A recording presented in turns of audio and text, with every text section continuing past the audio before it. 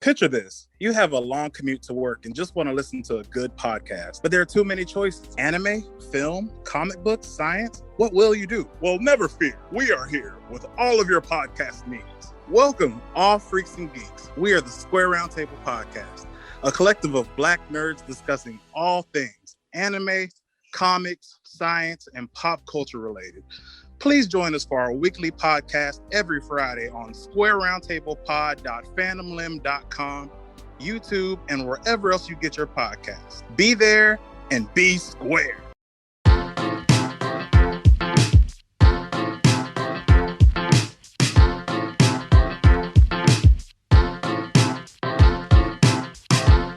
The very first issue of the Harvard Lampoon, what ultimately became the third longest continually running humor magazine in the world, was nailed to a tree in Harvard Yard in Cambridge, Massachusetts in 1876.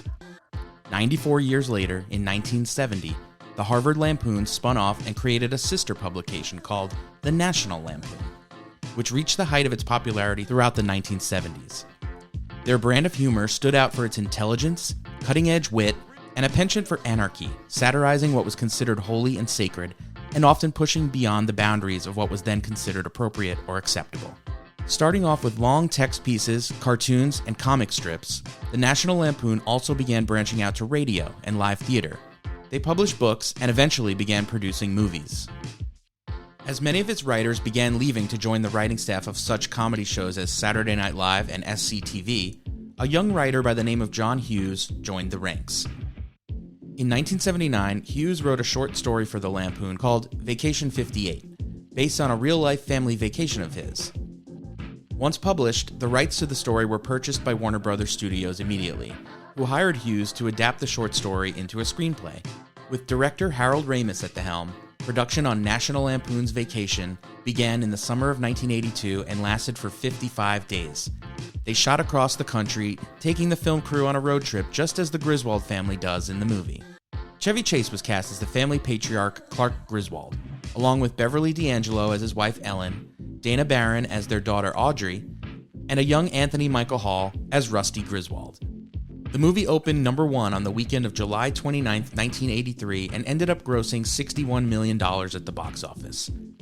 It was critically acclaimed and became one of the more successful screwball comedies of the 1980s. But what did we think of this movie? Joining us for the first of 5 vacation episodes are our 2 lovely license-to-watch summer interns, Hope, Abel, and Henry Korneffel. So let's all cram into our pea green Wagon Queen family truckster and head down that holiday road together as we watch the first of the National Lampoon Vacation movies. This is the 1983 road trip comedy classic, Harold Ramis's National Lampoon's Vacation. This is a show about franchises, comedy movie franchises. You're listening to License to Watch.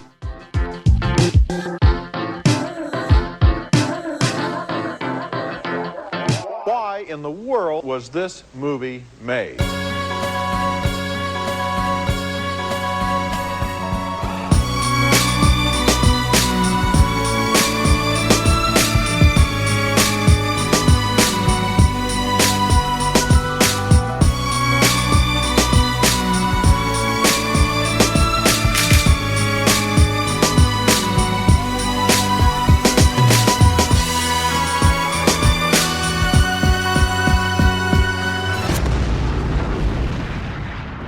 Guys, I'm just so happy to not be talking about Harry Potter anymore. It was a really long franchise that, despite the fact that the quality was high and we liked most of the movies, it was a long time to spend in the Harry Potter universe. Yeah, and they're long movies, too. Yes, they are very long. This is so nice to see an hour and 40-minute movie.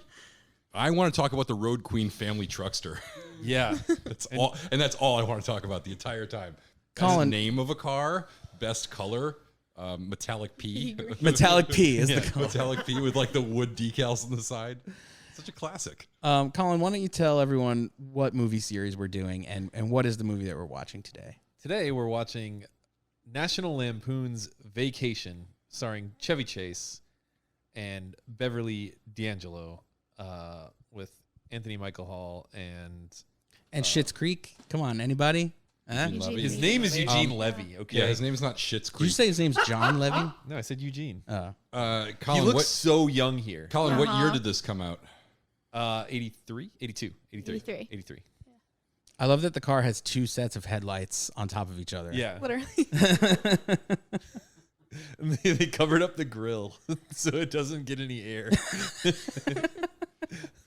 My favorite is when he's at the gas station and he can't find the place to put the gas. All right, wait, we're getting too far into this movie already. So to set it up, we're doing National Lampoon's Vacation, a movie from 1983, directed by Harold Ramis of Egon fame. This is a very special episode for 2 reasons. Number 1, it's not a Harry Potter episode, so that's really special in my mind. Number 2, and I have to give a little history here. About a month ago, we here at License to Watch felt the need for not 1, but 2 interns for the summer who will help us, guide us, if you will, to the next level of our journey, our podcast journey. Those interns are here with us today as our guests, dual guests. It's only the second time ever that we've had dual guests. And so, yeah, they're here. Hope Abel and Henry Korneffel.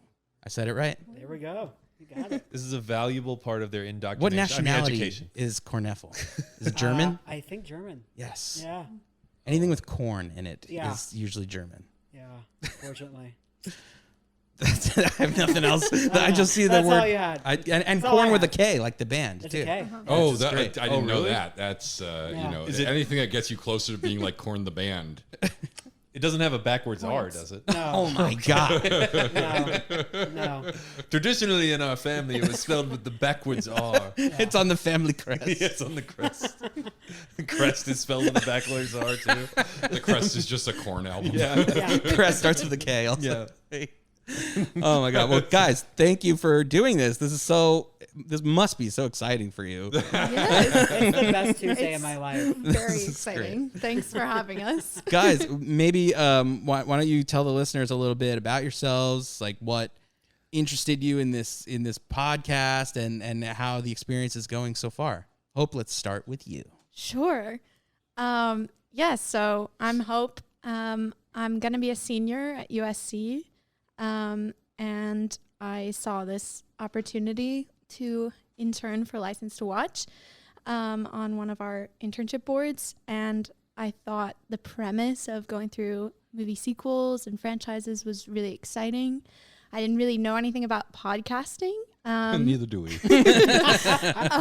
But already I've learned a lot, I feel like. And it's been great. So I'm really excited to be on my first podcast episode tonight. Great. And quickly, what's your history with the Vacation movies? Have you seen them ever Sure. before? I have not. I've heard of them, but I hadn't ever watched them. And so I watched this one a few times before. So you've seen this tonight. before. So I've seen this one, but none of the others. For tonight. Yeah, for today, not growing up or She's anything. not going into it blind. I was reading the trivia, and Chevy Chase says no one ever notices that he puts the dishes away without washing them. And I totally noticed. Everyone notices. that. Every single person notices that. I thought that was the whole point of the scene is that he's not actually doing the washing. Yeah. Henry, Yeah. why don't you tell the listeners a little bit about yourself and your experience with these movies? Well, it's eerily similar to Hope. I'm also a senior at USC, and I came across this opportunity the same exact way. However, I really am into franchises such as the Marvel, MCU, DC, all that. So that was kind of my focal point. I thought it'd be a really interesting way to get involved in that. You in that thought side we'd of talk film and about TV. Marvel movies. Yes, yes, I've thought we been were talking sorely about mistaken. Popular No. films. No. And let's see what else. Oh, history of this movie. I've seen this movie. I saw it growing up, maybe once, and I'm a big fan of SNL. So we watched a lot of vintage SNL also. So I know Chevy Chase. Otherwise, I have also not seen the other ones yet, but I obviously am looking forward to it. So You haven't seen any other Vacation movies? no, I've not. This is the only one I've Nice. seen, and I had to rewatch it. But I also, this might be I watched The High. That's not. I can say that. I can say that. I watched this High recently as well. Yes, Say feel it free to proud. say anything. It's actually probably the best way to watch this movie. Yes. You watched this High in your most recent viewing of this movie? Well, a week ago I watched it one time, not High. Then a day later I watched it again, High.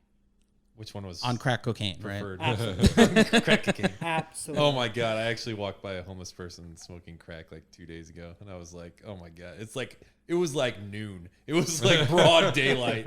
People were around. I was just like, "What the It's fuck?" called a little hair of the dog, Colin. Do we all have a crack using story?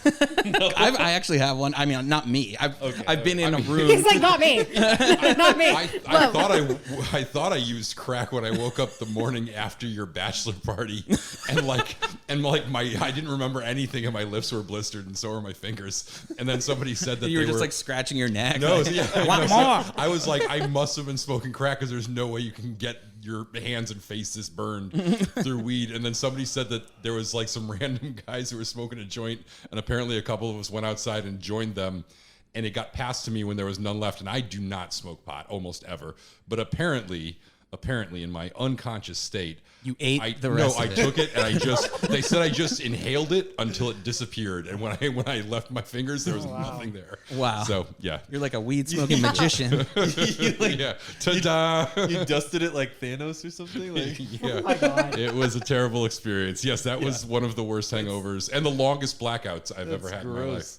Good times. It was well worth yeah. it. When I was a senior in high school, one of my many jobs, one of my many short-lived jobs, was working at a tuxedo like rental store.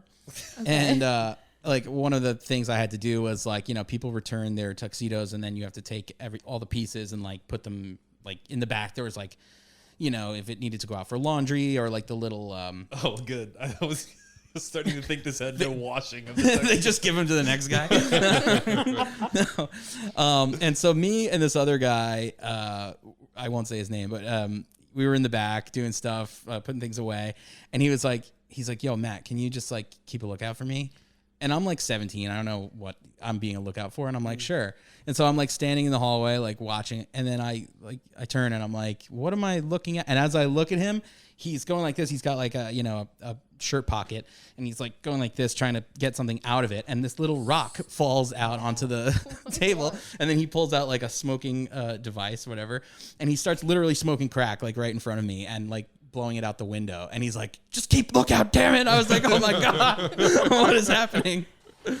It's such an unpleasant smell too. It smells like burning styrofoam or something. It's not a good it's not a fun smell. I don't recommend people smoke crack. Yeah. Like we had license to watch do not like to be prescriptive about how other people live their lives, and if it feels good, do it is usually my motto. But for crack, I would say like maybe unless you're Henry, watching this movie. Yeah, and then go ahead and smoke the crack. It's gonna make the movie better. I had a great time, but anyway. This scene with the gas thing This is good. is very familiar to me only because I once bought a 68 Coupe de Ville, and it's a very nice like old Cadillac. And was this in 1968? No, this was this is like in the 2000s. And the first time I ever filled it up, I went to like a service station down the street from my house. Not like a gas station, like a Citgo or something. Like a service station that was like a garage that had pumps out in front.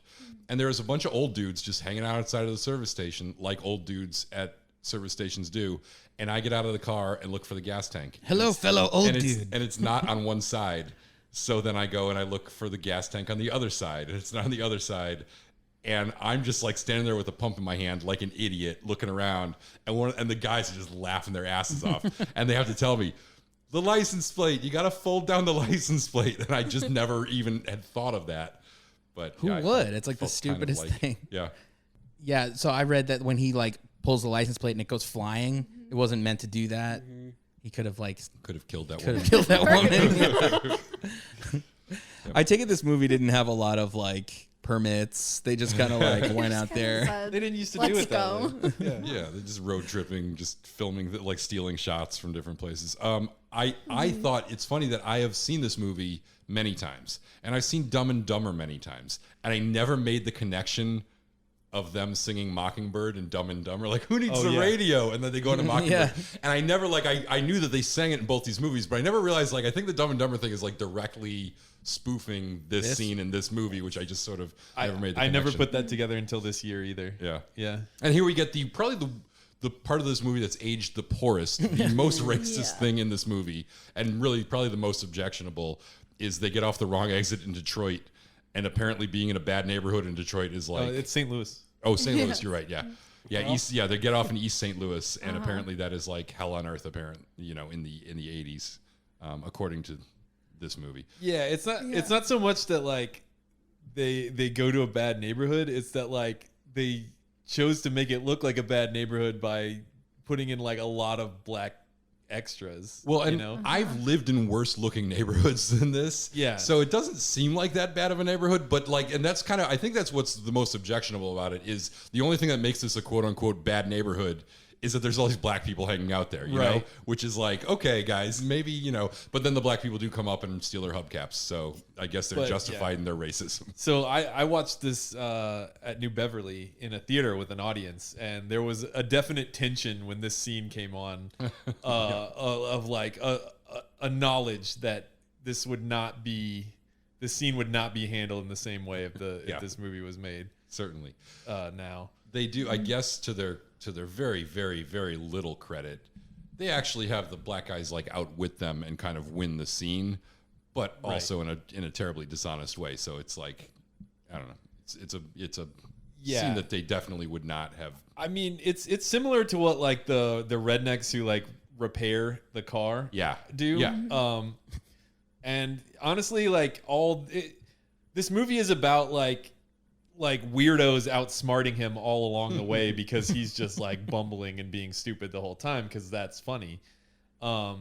So under the guise of being like smarter than everyone, like he thinks he's smarter than everyone. He's a normal. He thinks he's got this. Yeah, he's a normal family man who cares about his family and he's doing something for his family. So he must be doing it all correctly. He is the patriarchy. And to be fair, he's like, he did try, but what does the younger generation think of this? This entire dynamic. Yeah. Were you guys shocked by this scene? The scene's over. So that's so what I think. you get away with it. I actually kind of agree with that. It's best to just leave that scene in the past. Yeah. Right. Literally. There's a couple of things in this movie that didn't really stand the test of time. Yeah, for sure. I noticed in the series they dropped the whole thing about Randy Quaid molesting his daughter for the most part, which is kind of exclusive to this film. Yeah. Well, that's like one of the best jokes in this movie. Yeah, it is funny. Yeah. But yeah, does the whole like traditional family structure, like the dad's trying to take us on vacation on the road trip and with mom and the two kids and all that stuff, does that still like hold up, or do people still do that? Did you go on family? Do you guys go on family road trips? Yeah. I did. Here's a question: have you been to any of the places that they go to in this movie? Yeah, well, I'm from St. Louis, so I was really excited. Like, I saw the art, so I was like, oh my goodness. And then that scene happened, and I was like, okay. So that's probably like accurate? the worst scene in this film. Hopefully. It comes early, so it's definitely sets a bad low bar. Yeah. But I was like watching him like, that is not the right exit for them. But yeah, no. So I feel like just growing up in the Midwest, like road trips are definitely kind of a thing. It's the only way to escape. It's just, I mean, it's just like everybody drives places. Have you ever been up in the Arch in St. Louis? Has anybody else ever been up in that I arch? have, yeah. I've driven by it a few times. I've never actually stopped. I went once when I was very young, and then again when I was older. But the elevators have like kind of weird seats in them. Yeah, it's they not look fun. I don't recommend it to people. I kind of feel like I know in my head that it's probably dumb and not worth it, but I like have this little pang of regret that I lived in Kansas City for a while. Okay. I drove by through St. Louis a few times, and every time I'm like, well, I got places to go, I can't stop. But every time I see it, I'm like, it seems pretty cool, and I kind of feel like I should. Yeah, you got to do it once. Yeah. I don't get how an elevator, like the curvature of it. Yeah, that's why the elevators are weird. But they got seatbelts because by the time you get to the other side, you're upside down. Yeah, it like goes up and then you tilt and up again, and you kind of tilt. Are there so windows? It's really like claustrophobic. Or There's just windows at the tube? top. There's windows at the top, but There's windows at the inside the top. elevator, also the elevator, you sit down in the elevator to make it like smaller so that Like, it can go up into in the a arch or little whatever. circle. This sounds like a claustrophobic. And you're kind of sitting in, you're kind of sitting in a half circle. And also the stools, I remember them being kind of shaped like toilets almost. You know what I mean? They're like kind of rounded did. stools, and Kind like of. they're about the same size as like a toilet They're seat. just Yeah, like- I don't do it often. I've done it, but yeah, it's if you have claustrophobia, stay away from it. Yeah, because But- the viewing area is not super huge either, and it's also like the ground is kind of tilted because you're, because it is curved. Sways a little at the It's top. curved from the inside and outside. Yeah. Back onto the subject of road trips. I went on a lot of family road trips, and the scene that we just saw with the falling asleep while driving really resonates with me. Oh God. Because no. we went on so many family road trips. It was like we would always drive everywhere. We were living in Texas, and then when we were in New England, we would always drive down the coast of Florida. And when I think it was when we were moving from San Antonio to Connecticut, we drove in two different vehicles. My mom was in a van and all the kids were in the van so we could like sleep. And my dad was in this little like hatchback Renault car. And at some point on that drive in the middle of the night, I was sitting up front with my mom because I couldn't sleep. And we see my dad in front of us in the car, and the car is like changing lanes. Oh, no. Like just gradually going to a different lane and to a different lane. She's like, what is he doing? And then he starts to like really start to weave. And so she goes, oh no, he's asleep. So we speed up and we pull up next to him, and he's driving the car and his head is just back on the seat rest with his mouth Oh my open, God. just dead asleep. And we're honking the horn, we're throwing stuff at the car, and we cannot get him to wake up. And eventually, just like this movie, he just sort of glides off the highway into like the breakdown lane and comes to a stop. And I think he was still asleep when we got up to the car, and we're like, what is wrong with you? And so then my job was to get up and ride with Dad, so that if he started feeling sleepy again, I could like slap my hands and shake him and wake him up again. Wake the fuck up. I have a story. So another one of my early jobs as a young person was I used to drive a delivery truck, and it was for a balloon store. And I delivered balloons, and on the weekends I delivered helium tanks that were like gigantic. They're like 6 feet tall or 5 feet tall or whatever. And the van didn't have like proper like ropes to like tie them down. Like they had them, but they didn't really like work that well. So I'm 17 or 18 or whatever. So I would do my best to like move these helium tanks one on top of the other, and like the floor of the van was like rigid, so they would kind of like fall into a socket or whatever you call it. And then I would tie them down and think I'm good. And then I would like go and make a left, and like they would all like, roll around. And I'm just thinking like, I'm going to die. Like one of these is going to explode, and it's just going to be a massive explosion. And I'm going to go out in a blaze of glory. Or the van will fill with helium and you'll get really high. Again, we're going back to the same themes here. What happened, son? Well, I was in an accident. Help me. I called 911. Help. He just laugh at you instead of helping you. You need real help. Please stop laughing. Please stop laughing. I'm in trouble.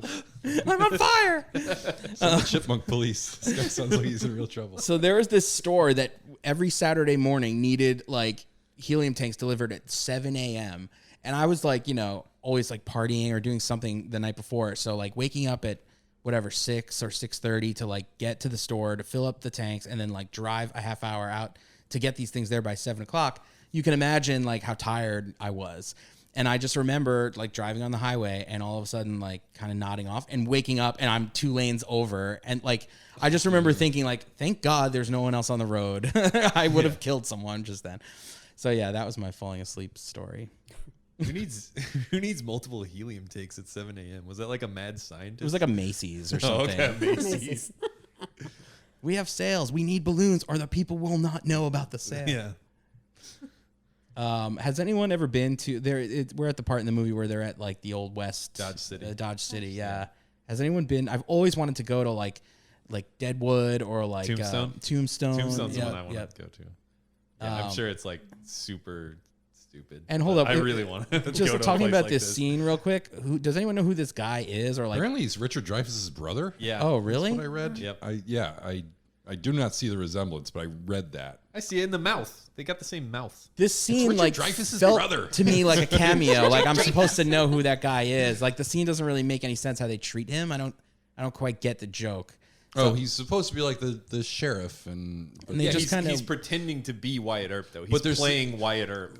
Rusty's whole thing is that he's not impressed by this this. You know what? I think it's one of the funniest things, and we should track this as we go through this franchise, is that they don't just change the actors that play Audrey and Rusty in every movie; they change their entire personalities. Yeah, because like I mean, and they do it to kind of like suit the actors that are playing them and the story. Yeah, because this Rusty is actually like the coolest guy in the movie. He's Rusty's like the one who's got it all kind of figured out and is on top of things. Both of the kids kind which of, is right? yeah. They're definitely both like more advanced, but like, for Anthony Michael Hall, who made a career out of playing a nerd, and this is only like his second big role.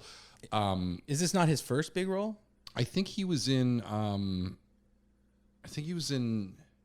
Well, we'll find out later when we play top four. maybe. Well, his top four is freaking terrible, so I don't think we should do him. But yeah, I think he had something. He was in something else before this, but I could be wrong. Well, And then he was 82. Maybe this is his first big role. I think it is. Yeah, I think so too. He was a cast member on SNL like 2 years after this or something. Yeah, with Randy Quaid. Yeah, that's true. who was significantly older, but and also on that terrible season of SNL. Yeah, I don't think I've ever seen any weirdest episodes from that. Was like the weirdest year or two. I can't remember how long it was. I think that was when Lorne Michaels wasn't there anymore. It's like 84, 85. I Yeah, think. where like they like fired Lorne Michaels and they replaced the cast with all these randos, and it's like the weirdest ensemble of Anthony Michael Hall, Robert Downey Jr., Joan Cusack, Julia Louis-Dreyfus. I Did think. you Is say that John one or of her? Joan? Joan Cusack. Joan, nice. It's like all famous people who are really talented, and they did not belong in SNL, and it was not a good season or two or whatever it was. It was an abomination. Yeah, I'm actually reading Bob Odenkirk's book right now, and he talks about his time in SNL, and he came on in 1986, which is the season when it started to get good again. They got like John Lovitz, Dana Carvey, I forget who else, Jen Hooks. Who honestly, a lot of those actors that we just named on the bad seasons are better than those people at every other kind of acting, but not at SNL. Like those are good SNL people. I love John Lovitz's. He did one character where his character was an actor. Yeah, the Master Thespian. Yeah, right? the Master Thespian, which was excellent. That's one of my favorite John Lovitz characters. Here's the first Christy Brinkley sighting. Do you guys know who Christy Brinkley is? Or what she is famous for. One thing that she's famous for. I don't know. I'd heard her name before, but not a. She was a supermodel who was kind of famous for being a supermodel and then famous for being married to Billy Joel. Yeah. I think. Gotcha. And that was her sort of. And this was part of her big claim to fame. But she was already fairly well known when this came out. Yeah, this is sort of her peak. This is like this movie, her supermodel career, and then was she married to Billy Joel at this point or shortly after? Shortly after, I think. After. She was, I mean, I think with like Cindy Crawford, she was probably like, you could only name a couple of supermodels, and she was one of them. Okay. Well, Cindy Crawford came later. I think a little later. Yeah. Do you guys know who Billy Joel is? Yeah. All right. They kept quiet about I'll all see those myself out now. SNL guys who just mentioned that. Don't listen to what anybody says. He didn't start the fire. Basically, Oh, yeah. my God. Basically, he's like a man who turned into a piano and then back into a man. So he's often referred to as a piano man. But he's always a woman to me. Got it. See, that was funny. Keep that coming. Thanks. Do you guys know who that is? The daughter, the like redneck daughter. How could you That's not know? Jane Jane She Krakowski. looks Yeah. exactly the same. Somehow she hasn't changed since she was like 15. I always forget that she is in this. Isn't it? We also have to track Rusty's height throughout this movie because Anthony Michael Hall grew 3 inches 3 inches. in the course of this movie. And they actually changed, for most of the shooting of this movie, he was the younger brother and Audrey was Yeah. older. And at the end, he was taller than her, so they just wrote in a line to acknowledge that he was now the older brother. Which also changes throughout the sequels Yes, too. yeah. And even when they don't say how old they are, they always seem like randomly different. Yeah. Like you never know what their ages are supposed to be. This is the skeeviest of Randy Quaid's cousin Eddie characters. They kind of clean him up a little bit in the future movies and give him some redemption, but in this Really? one, Not a lot. He's pretty skeevy in Christmas Vacation. No, too. listen, he's always skeevy, but in this one, they literally like he's making out with his daughter, and I can't remember what the other terrible things are, but Oh, he like something about the nudie magazines, right? That the Sun says like something. Maybe not. I'm wrong. yeah, You're right though. There it's all is a disturbing. second like skeevy thing that he. Yeah, says, it's all very disturbing. It's all actually very funny, but also appalling. Yeah, I love when he hands him the beer. Oh, yeah, Like, the one he drank. But you could use a cold one and he Both gives him the one he's been It's a drinking. used Yeah. one. Oh. That's like so gross. I don't think I've ever seen anyone actually pull that move in real life. It's pretty hilarious. Yeah. I love the other thing where he's like, you know, you don't even really need the hamburger. The helper's plenty for me. Yeah, how does that work? You just pour it out of the box into the pan, and it's a good line though. There's some lines from this that I remember being like big pop culture lines from being a kid.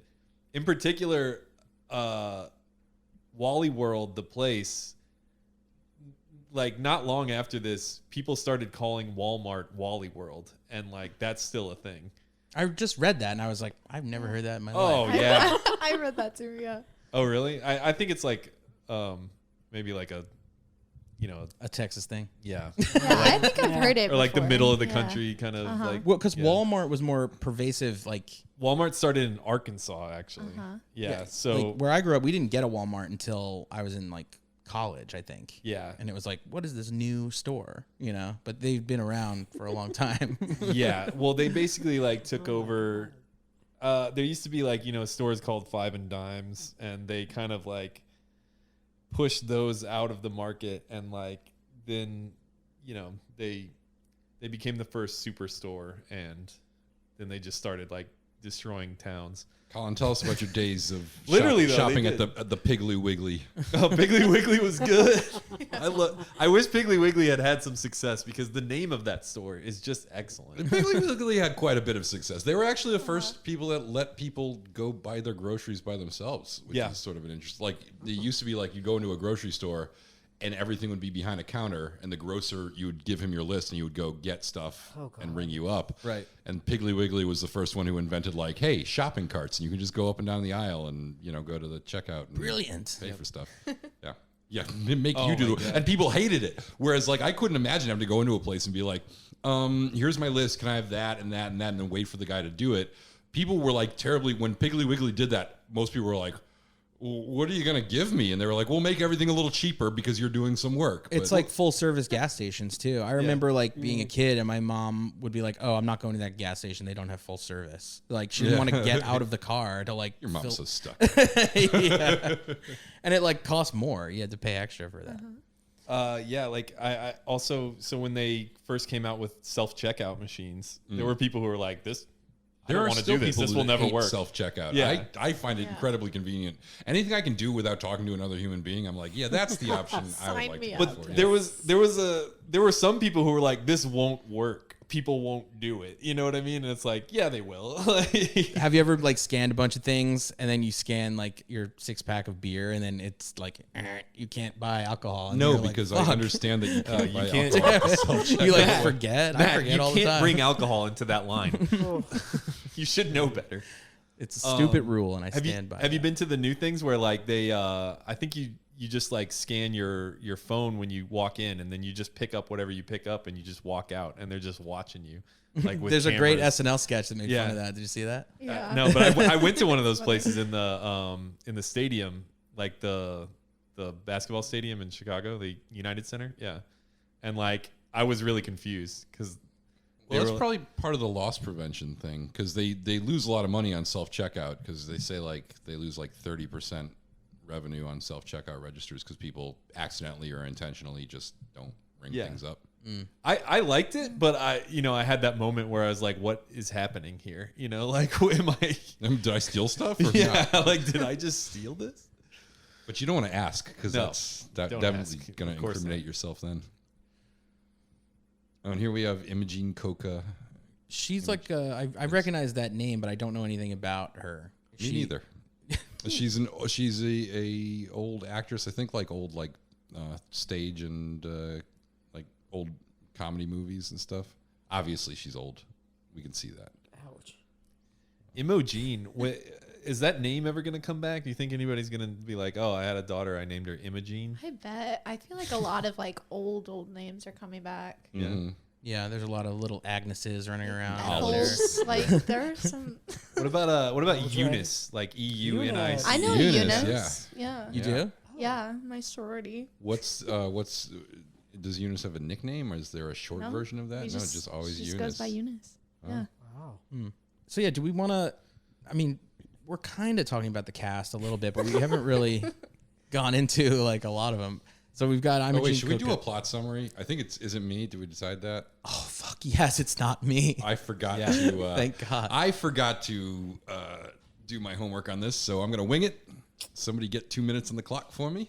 Okay, let's see. Okay, ready? Yep. On your mark, get set, go. Okay, so we open with postcards. Then Clark Griswold, family man, is picking up his sport wagon, and instead he gets sold the Wagon Queen family truckster, which is a total lemon. But he's got to take it because his family's leaving on a long road trip to go to Wally World. They're traveling from Chicago to California to go to Wally World, a thinly veiled Disney World. And they head out on the road. They get a little lost. They have some problems, and various things happen. And then they stop at Cousin Eddie's, where they've got to pick up Aunt Edna, and they don't know they're going to pick up Aunt Edna. She ends up being kind of a surprise that is foisted upon them, and now they pick up her and her dog. What's the dog's name? Dinky. Dinky, who just bites everyone, and a pretty solid dog performance. And so then they continue traveling across the country. They get into a horrible car accident. Meanwhile, Clark is flirting with this hot woman who is driving a sports car. And She started the flirting. She's flirting with him, too. yes, but he's flirting back. All right. Don't interrupt. For sure. Sorry. So they get into a horrible car accident. Clark has to travel across the desert, and he does not do well there. But they get the car fixed. They lose all their money. Aunt Edna dies. Dinky dies. They leave Aunt Edna on a porch in Arizona. Clark endangers his marriage by skinny dipping with the hot woman after his family turns their back on him and all wants to go home. He insists they go to Wally World. Wally World is closed. And then he kind of really freaks out. He buys a BB gun that looks like a real gun. He takes the security guards hostage. They go on all the rides. And then Roy Wally and a SWAT team show up. And the security guard has no hard feelings. And they explain that this is just their family dream. And they were so disappointed. And all is forgiven. And they get out scot-free. Wow, not bad. It's kind of a simple movie. It's better than Scott Free. The SWAT team and Roy Wally go on the rides with them. Yeah, it's like a party. It becomes like a party. Yep. Do you want to lead into the actors by playing a little game of little round of top four? Sure, it's a little early, but we can do it. Well, we could probably do a couple of them because Yeah, there's so many. I like it when we do multiple. But we also have a couple here that aren't in anything else. Yeah, you have to play top four. You can't. There's no opting Oh yeah, there's out. no opting No, out yeah. of top four. I'm very sorry. You guys are film students, right? Oh. In some way or They another. let anyone in now. We're gonna do, nowadays, you guys. we're gonna do an easy one.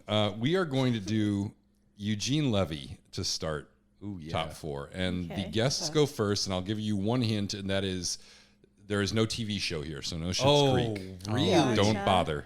These are all movies, and these are all movies that you probably know. We hope. Okay. Best in show. That one? That is correct. Wow, Good that start. was right out Good the start. gate. Yeah, that was my Guess that. one answer. That was like the one that I knew. So.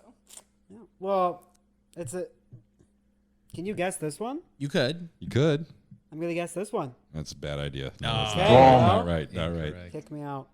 I'm gonna keep going with Christopher Guest movies, and I'm gonna say A Mighty Wind. That is correct. Nice job. I thought that was wrong. I'm gonna say American Pie. That is right. Yes. Oh yeah, Wow. it's got to be American. He's the Pie. dad. Yeah. If you guys have ever seen that movie. He was his whole scene where he like tries to explain sex to him was like the most famous scene besides the fucking of the pie. And well, maybe Nadia like doesn't Nadia masturbate in that one or whatever? Like, or Yeah. you see her boobs or whatever? Yeah. Yeah. It was definitely a standard horny teenager movie. At some point, we're gonna do the American Pie series. No, on this Oh no, my no. God. I'm almost certain we're not. It's crazy how big that movie was, and now it's looked at as like totally wrong. It was like it was a trashy movie at the time. I mean, I know I'm in the minority there, but it was a trashy movie at the time. It was It's like always been kind of trash. movie. It made like Oh, that hundreds of millions franchise of dollars. was. Have you? What's you? I'm more curious about your experience with the American Pie franchise because you're too young for that. So Yeah, I haven't seen it. I had lots of middle school guy friends who were really into them. No, just keep it at that. That makes sense. Yeah. That makes more Yeah. sense. That dynamic makes sense. That she's never seen it and you have. it was basically there. It's his Porky's, like Exactly. a little too early for him, Yeah. but he still had to see it. It was a coming of age thing. Oh yeah. Guys, I remember look what watching. my mom let me rent. I remember watching Porky's. I remember watching Porky's because I had heard of it and not being like totally being a little underwhelmed by Porky's as a piece of cinema. I think I was shown a lot of movies like the teen sex comedies of the 80s. I watched when I was like an 8-year-old because the older kid next door would like make me come over and watch them with him. Yeah. And it was traumatizing. Didn't And you I was say like, that? You? Aren't you on record as saying Meatballs is the best Bill Murray movie? Don't put words in my mouth. That's not true. Speaking of Bill Murray, we got Brian Doyle Murray on screen. Right Yeah, now. Brian Doyle Murray. Who will return in this franchise in a different role, or I'd like to think the same role, but he just like moved up in the world and became Clark's boss. That's true. I years forgot later. about that. He went from this to Clark's boss. He's great in Christmas Vacation. Hope we have one more Eugene Levy movie left. Oh shit! Gosh, I don't know. I mean, And you're saying it's an obvious one? it's one that you would know, and I would think with the guesses some of you have had so far, this would be one that's on the list there. See, I know what I want to guess, but I'm pretty sure it's not on the list. Well, don't jump the gun. Do we need a hint? I mean, the hint would be that Colin and Hope are on the right track for this one. Oh, come on. Give a real hint. That is a real hint. Okay. Oh, so it's another Christopher Guest movie Oh. because you guys both. Oh guessed yeah, that, right? It's probably we're probably waiting to see which movie it is, right, Harris? We probably are. I don't think she's getting the hint though. I'm not. Just Henry, do you have a guess I'm gonna here? watch this movie and just watch while you guys do this. It's great. Of course you will. Wait, It's the so now horniest I- part of the movie. Now I know the answer, but I want to guess something wrong. Well, you can guess something wrong. Nobody's making you guess right. I already got one right, so Yeah. I'm gonna say Medea's Witness Protection with Eugene Levy and You know what? Yeah, that's not what I have here, but I'm gonna give you. I'm gonna give you points for that. All right, Matt. What is it? I'm just going off what yours is. It Waiting for Guffman? It is Yeah. the best, Okay. in my opinion, the first and best Christopher Guest movie. Waiting for Guffman is really good. I don't think it's the best Eugene Levy Christopher Guest though. He's better in Oh, he's better in Best in Show. That's probably Best my in pick. Show, and I also think he's better in Mighty Wind because his character is a bigger character. I feel like in Mighty Wind. Sure. Just, Colin, once you fix it, you just might want to repeat the last thing you said. I feel like Eugene Levy's character in Mighty Wind is better than his character in Waiting for Guffman. Colin, when you have to repeat something because of technical difficulties, try to bring the same enthusiasm you had the first time. I will Don't act like it's a fucking chore. I won't. It's a chore to me. I'm going to give you some performance notes on that. It was not a great. I like Parker Posey better in Waiting for Guffman than in A Mighty Wind, but Yes. I think I like Eugene Levy better in A Mighty Wind than Eugene Levy in Waiting for Guffman. Do you like Parker Posey better in Waiting for Guffman or in Blade 3? Blade Trinity? Oh, I thought you were going to say Josie and the Pussycats, but obviously Blade 3. Can we do a top 4 of Chevy Chase? Does he have a good one? Yeah, but we might want to save that for some of the later movies. Don't have a lot of, I think, one-time characters. Yeah, in we them. should do Anthony Michael Hall. Oh, We okay, could yeah. do Anthony Michael Hall. His top 4 is terrible, and you guys are never going to get it Really? Why? Because they're hard? because they're hard. They're all like random, obscure shit. We could do John Really? Candy. John Candy's in pretty- this movie. John Yeah. Candy's a pretty good one. Matt, have you ever heard of John Candy? He was an actor. I know who he is. I remember the day he died like it was yesterday. I read it in a National right. Enquirer How do magazine. how do our young interns feel about John Candy? You gonna have some good guesses for us? All right. Hey, the H's outnumber the non-H's. Are you guys fans of John Candy? What have you seen him in? Go Team H. That's the H couch right there. Like Home Alone. Yeah, he's in that Yeah. He's in Home Alone. at the end. Yeah, he's like the polka, like. Oh, I bus remember that. guy. Yeah, he's awesome. Yeah. What? The scene's funny. What else is he? What's his like classic thing? Well, maybe let's play the game. Yeah, let's play the game. Yeah. All right, we're doing top 4. All right. Henry doesn't want to do top 4. I don't- He's enjoying watching the movie. All right. I am. Henry, do you want to go? I'll give you the opportunity to guess first on John Candy. Oh, I'm good. I'm gonna have a sip of my White Claw. Okay. Hope, do you have a John Candy guess? Like it would literally just be Home Alone, but Okay. Home Alone is not correct. Not correct. Wrong. So But he is in that. me, I'm gonna say Spaceballs. Oh, you bastard! You are right. Fuck. You are right. That's my jam. In Spaceballs, he plays a Mog, half man, half dog, and he's his own best friend. And yeah, and his name is Barf. Not in here. This is a Mercedes. Bartholomew. This morning we were getting Maya ready for camp, and Colleen put her hair in like two like bun kind of things, like it's sticking out here and here. And I said, "Oh, you look like Princess Leia," and she goes, "No, those were just her headphones," because she's familiar with Spaceballs. You know the part where she takes the headphones. Yeah. Nice. Okay. She knows Spaceballs more than she knows Star Wars. She does. That's good. Yeah. Gotta raise 'em Anytime she right. sees Darth Vader, like we're on the Disney Plus app all the time. She's 4 years old, by the way, guys. Anytime she sees like Darth Vader imagery, she's like, "Oh, dark helmet." That's great. All right, Matt, you got a guess?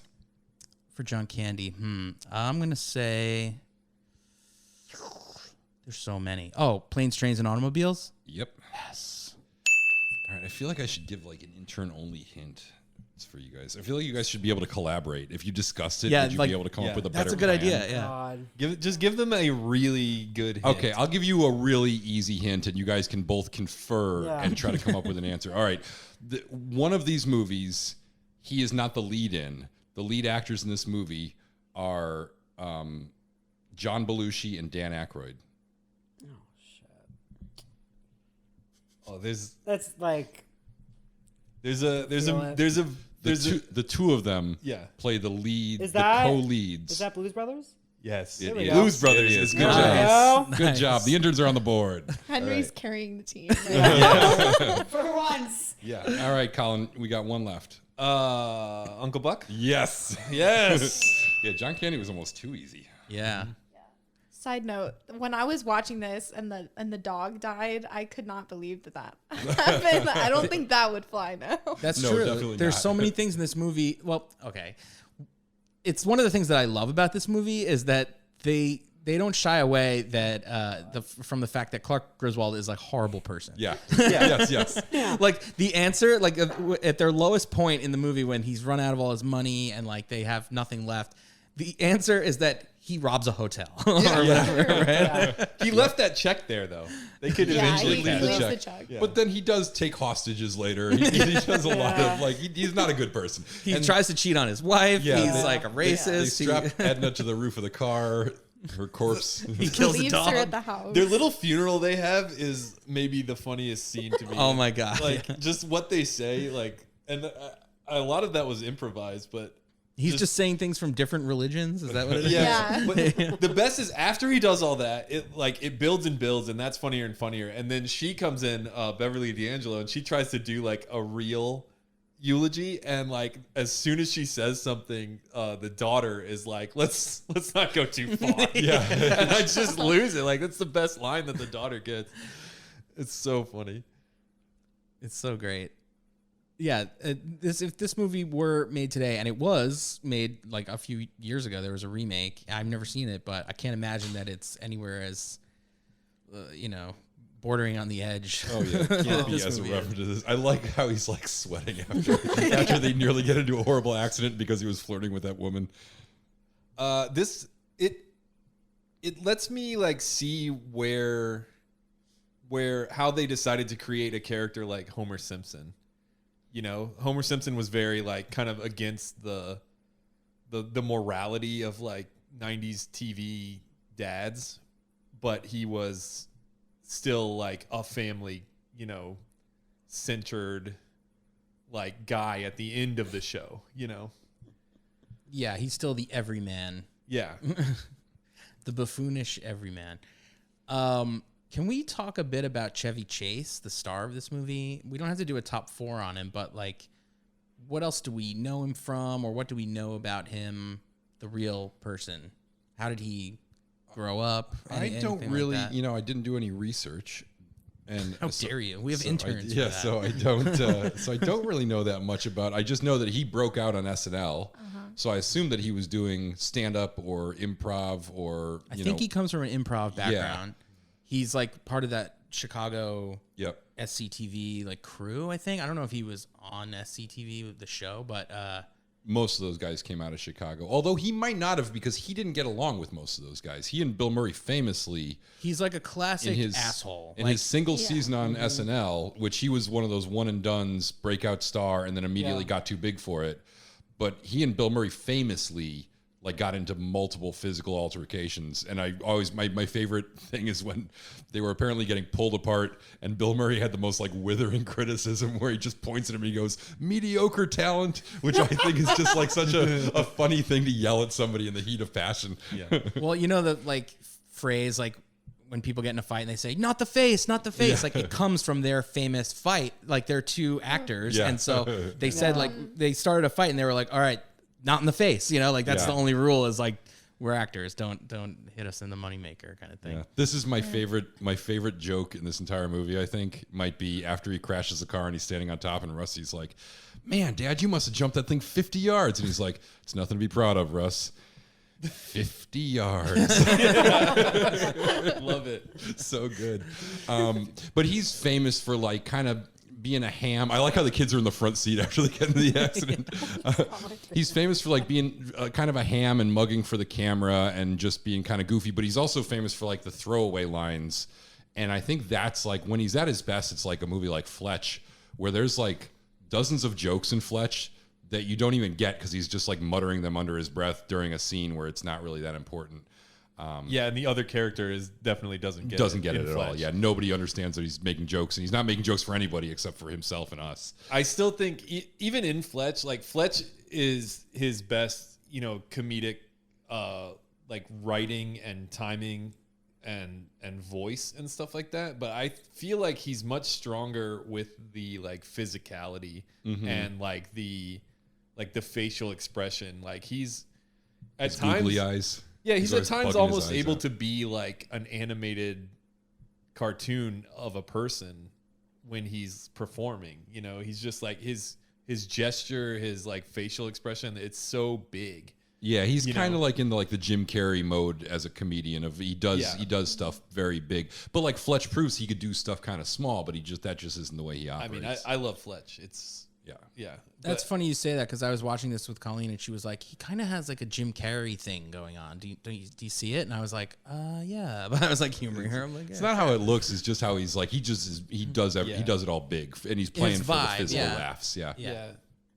Jim Carrey doesn't have. I mean, like, I feel like, I don't know. I feel like one of his successes with these vacation movies is like still bringing all of this into some kind of a dad vibe, like you said, he's kind of a shitty person. Like you said, it's like his comedy is, sometimes these one-liners and sometimes physical. And then in the vacation movies, even though he's not really building much of a character, he's just being funny. He still like gives it this, dad vibe. I don't know how else to describe it. Part of his shtick too is that he's always very sure of himself, even when he's completely incompetent. Yeah, and that's like, I think that's part of like maybe his real personality. I think that's part of fatherhood. Well, I think it's definitely it's why he's so perfect for this franchise. It's like father knows best, even when he doesn't. But he never does. But he always pretends that he does, right? Because he's supposed to. And I think maybe we get his overconfident asshole vibe, that he's kind of a little bit smug about it, and that kind of bleeds into these characters in a way that helps sell. That when he does get his comeuppance, when he is an idiot, he never even gets it because he's just so full of himself. Yeah, I mean, if we're still talking about the actors and we're ready to move on, I think Beverly D'Angelo is also really good in these. I haven't seen her in a lot of other stuff, but the only other thing I know that she's in is do you guys remember the show Entourage? I remember the Kind show, of. but I don't think I ever remember watched her. it. I watched all seasons of that show, and she played like one of the top. So that show's about like actors and agents and stuff in Hollywood. She played like one of the rival, like top agents at whatever. Oh, one of Ari Gold's rivals. I can't remember if she was a rival or like a friend, but I think at different times she was maybe both. That's Jeremy Piven's character's name, right? Ari Gold. Yeah. Ari Gold. Yeah, Man. she was in Every Which Way But Loose with Clint Eastwood. That was one of her early roles, and she was the mom in American History X, and that is literally the only other two things I can remember her in. Wow, I don't remember her in that at all. She's very talented. She's great in these. And I mean, she's only like 15 years older than the kids in these movies. Yeah, no, 15 and 17 years older than these kids. But she's like a stone cold fox, good singer. She's really good looking. Yes. Yeah, just like and a super talented actress, and plays this role so well. That it's really fun to see her, like her play, like she somehow makes it believable that this woman who's really good looking and seems to not be an idiot could also be in love with this guy, which that's a hard challenge for an actress. I mean, like, make this relationship work, even though you outclass him on every single level, and the audience will know that. And she also does a good job of like, all the other characters in this family have to be kind of like weirdos and offbeat a little bit, and like bringing something of that into it as well, because they're just they're too ridiculous to be like a normal family. If she played it too much like she was like just good and normal, then it wouldn't make sense anymore. Her ridiculous flaw is that she's in love with this moron. Yeah. This sort of sets up, you know what I noticed watching this again too, is that they set up certain tropes that I don't know if they repeat them in every movie, but there are things they establish in this one that they end up bringing back in other ones. Right. And this is one of them, of Clark doing something almost superhumanly, like physically challenging, where he literally is hiking across a desert for help. But they have these like the slow zoom out where you see the expanse of the wasteland that he's walking through. And it's like no physical human could have survived this, but somehow he does. And in other movies, we'll see this again of him like getting in over his head, but somehow miraculously surviving. This part's great direction because it's just funny from like the way, like it's just funny from like the lens that we're seeing it through, Like, I love he sheds his clothes, and then by the time he shows up at the gas station, he's wearing his pants for a hat. and his watch, the way he takes the watch off, it's like the watch wasn't making you hotter at all. Like, this is just great. Like, this is just great physical comedy and great, like, execution of a scene and a joke. I love this. He sees the skeleton. They cut a scene here too where the rest of the family gets picked up on a camel, and they also cut another scene with the Native Americans who like make fun of him for walking through the desert. Yeah. He's a genius. Apparently, with food the additives. camel couldn't walk on hot sand. Yeah, it was. He grew up in L.A. It was too domesticated. Yeah, too domestic. Yeah. Strictly pavement. Apparently, it was like scorching hot throughout like most of the shoot of this movie, and they were having like heat stroke problems. Yeah, when like the 120 Wally World degrees. Scenes. Yeah, it was like ridiculous. But also really cool because they kind of did actually go on a road trip to make the movie, and they were miserable, just like a real family. Yeah, which is I think that's really cool. Like a lot of this, like if someone was deciding to produce something like this now, they would be looking for every way they could to get away with not going anywhere to a lot of these places. Yeah, you never actually shoot a road trip as a road trip. That's why you got to shoot it in a state that has like different geography and stuff where you can go like, oh, this is mountains, this is desert, but we never have to leave the state. And this one was actually shot across 4 or 5 states, maybe even 6. Yeah. Because they actually shot in Colorado, Utah, Arizona, and California, and I think they didn't have. I know they had the B unit for the St. Louis stuff and the Chicago stuff, but I don't know if they had the principals in that stuff too. But it was at least 4 states, I think. Yeah. Hope and Henry, was there anything that just surprised you guys about this movie that you weren't expecting? Or like of the like research that you guys did, was can you think of any like tidbits that we haven't mentioned that you thought I love were how the wheels interesting? are. I wonder how they like how they did The it. little things. The little things are so funny. Yeah, and the I attention to keep detail is looking really for them. good. Yeah. Something that surprised me. This is like kind of like, I don't know, silly, but like it's funny that we were earlier talking about Aunt Edna, but the actress who plays her, Imogene, she apparently in real life is like the sweetest human being of all time. And when they approached her for this role, she basically was like, I don't want it because I don't think I can be that mean. She was like, I don't think I can physically be that mean. They're like, no, it's fine. So she like every take, whatever, like they would stop and she'd be like, it'd be like, am I being like mean enough? Am I being like, and of course she was. I mean, she's great, but like, and then she's dead. So. That's challenging though. Anyway, I mean. That is challenging though. Like imagine they're saying like, yeah, you have to be mean enough that we're okay that you just die. You know, like, you just kind of drop dead and we're okay with it because you weren't really improving anything. It's an important character element. Yeah. She has 11 cents. His face when she's 11 cents. Oh my god. I've actually been to this exact place. It's at the Grand Canyon. It's like a restaurant, hotel kind of thing. There's so many things in this movie that remind me of things that like my real life, like the falling asleep while driving and this experience. Being a total asshole. Yeah, being a total asshole, always thinking I'm right. That dead woman I left behind. dog, tied the dog to the car. No, but this is my only experience at the Grand Canyon was getting there just long enough to take a look and be like, there's the Grand Canyon, and then having to get back in the car and leave immediately. So when they do this thing where she's like, oh, but Clark, it's the Grand Canyon, and he like turns around and looks at it for like 5 seconds, and it's like, okay, let's go. I was like, yeah, that was the one time I went to the Grand Canyon. He's like, yeah, great. It is a big hole. When we got to the Grand Canyon, it was like raining, and it was like it was overcast and cloudy, and like you couldn't even really see it.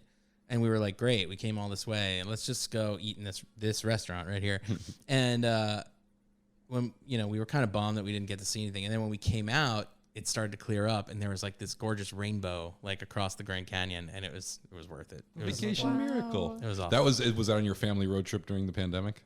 It was, yeah. And you were the dad on that road trip. Was that your first road trip as a dad? It was. Yeah. Interesting. So you were the Clark Griswold on that. So my family had a big Italy trip planned, and we were supposed to leave on March 11th, 2020. Oh, whenever I hear the words, I'm like, yeah, February 2020. 1. It was like literally as it happened. And so our trip got downgraded from Italy to Italy was like screwed. They were the first country that like really got slammed, remember? Yeah. So we're like, okay, we'll go to Portugal. We had a layover in Portugal. Let's just stay in Portugal. That'll be our trip. And then Europe got shut down. We were like, okay, let's go to Hawaii or something. And then we decided to just do a road trip to like New Mexico. And it ended up being like one of the greatest trips I've ever had. Yeah. And we went to the Grand Canyon, and it was crazy because the everything was shutting down. So like everywhere we went, we were the only people there. Yeah. So we went to all these restaurants, and like it's just an empty restaurant, and we're the only people at this like glamorous like hotel in Santa Fe or wherever we were, It was pretty wild. And like every day it's like the NBA is shutting down. Like that was like the first major thing we heard. Tom Hanks has it. He's going to die. Do you guys remember that? That wasn't the headline. Oh. I mean, we were scared that Tom Hanks would. We were like, should we just stay in New Mexico and just live out our life here in the desert? Like desert like people. The surface of the moon. It would just be like Mad Max. Just wait for the zombie army to come. Just build our yurt. Yeah. Stay here forever. Yeah, good times. This is usually the time when we play top 4. Let's see, what else do we got?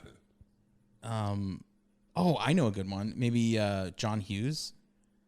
That's probably a good that's writer. an interesting one. Yeah, he's pretty famous. Are y'all familiar with John Hughes? Mm-hmm.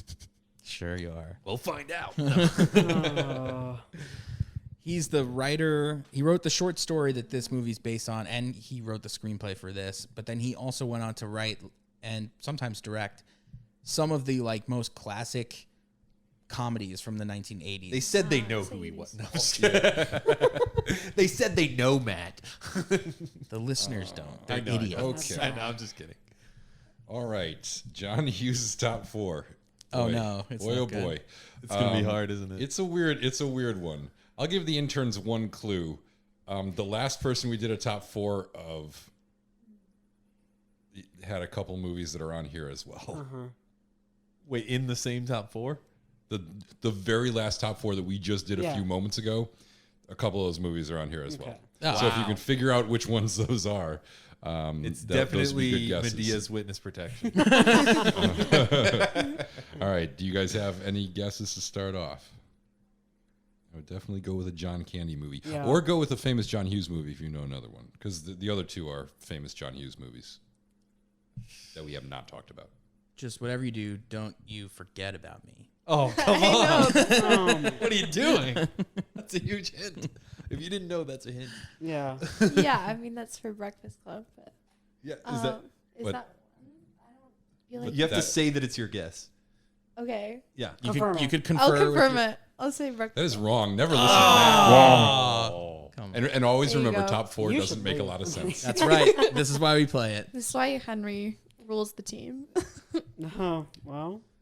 Okay, so in the John Candy round, Yeah. the correct answers were Planes, Trains, Spaceballs, Uncle Buck, And and Blues Brothers. Blues Brothers. Yeah, so two of those are not John- John Hughes I'm movies. not. Oh, God. Can Colin figure out which ones? Oh, I know Oh, the you know which ones they are. Yeah. Who knows? I'm trying to help Henry. Okay. Oh. Well, I'm just fully gonna. I know it. It's full of fun. We're having a fun time. And I'm gonna guess. Just gonna guess. I'm gonna guess Planes, Trains, non-movie. You were gonna guess right. Yes. Done. I'm gonna say Uncle Buck because I want the points. You are right. You are right. All right, Matt. Your guess of Breakfast Club was wrong. chose hope, poorly. Hope fell on the sword for you there. Yeah. Okay, I'm gonna say Home Alone. A good guess, but wrong. No. Wow. Okay. You might not get this one because, like, if you, I don't know, if you skipped school, you might not have learned this. Oh my God! Is that the hint? That might be the hint. Oh, I know it now. You skipped school. It's a movie that's about skipping I mean, school. like Ferris Bueller. That is right. Okay. That's right. Good one. I knew it. Is that all four of them? Nope. You three. got, That's you got three. one That's left. three. All right. And I'll give my hint here is going to be we haven't mentioned this yet, and it's not in his top four for some reason. But an actor from this movie is one of the two leads or one of the three leads in this. Oh, next I know. movie. Is a number part of the title? No, Really? really. Well, that's weird. That's a pretty good hint. Well, They don't know it. What's your favorite subject in like when you were in high school? Which was your favorite subject? Was it math, art, maybe science. science? What kind Wait. of science? Oh my god. Oh my god. Is it weird science? It that is a movie? weird science. Yeah. yes. Okay. Yay. Cue the song. It's playing Weird right science. Really good song. I think 16 Candles is Oh. also good. Yeah, there were a lot of very good John Hughes movies that were not mentioned. Yeah, I'm in his surprised top Breakfast Club is not on there. Breakfast That's Club- like the Yeah. quintessential four. Breakfast John Club, Hughes Pretty in movie. Pink. Yeah, 16 Breakfast Club and Candles. Pretty in Pink are like Yeah. my two favorite Those ones. would be all the Yeah. those would be some of the best. Do you guys ones. want to see Gremlins, right? Isn't that him too? Oh yeah, I Wrote think it. so. Is it? Yeah. Yeah, Yeah. talented man. Was he on a lot of cocaine? Because every time I read stories about John Hughes, all I read is that like he wrote the script for this movie in a weekend. He wrote the script for this Yes, movie I've in heard that. 7 Yeah. days, and I'm I just always- always yeah. like, He died of how a heart attack at How much 51. blow was he doing? Yeah. He died pretty young. Well, 51. Yeah. That's pretty young. that'll do it. He It was like a freak thing. I read all about it today. He was was like, walking down the street and his heart just exploded like a chest burster. Oh god. That would be He so was- terrifying. he was like visiting his daughter at school, I think, in Manhattan, and like they had made plans. He was fine the day before, and they made plans for the next day to like do touristy stuff. And he like went out for a morning walk and just had like an epic heart attack and just died. And that happened a while ago, but I remember like how upset people were about that. Yeah. Because it wasn't even like he had moved out of the phase where he was making his most popular movies, but he was still getting work. He was still writing interesting stuff.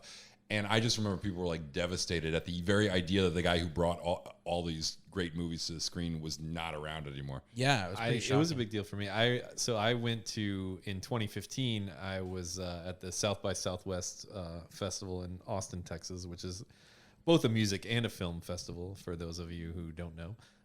and I went to the 30th anniversary screening of The Breakfast Club, which had a panel with Molly Ringwald and Ali Sheedy after the showing, and they spoke at length at that time about what it was like to work with John Hughes, and it was really nice experience. Was it like touching? They had like yeah. Oh yeah. Hang on a second, everybody. I just have to ask a question, serious question. Yeah. Colin, how much do you want his shoes? you don't lie to me, Colin. You love these loafers. I don't like that they play leather when he gets the loafers. shoes. They act like they're lame. You know, right? That's Isn't that the better. whole thing? It's way funnier.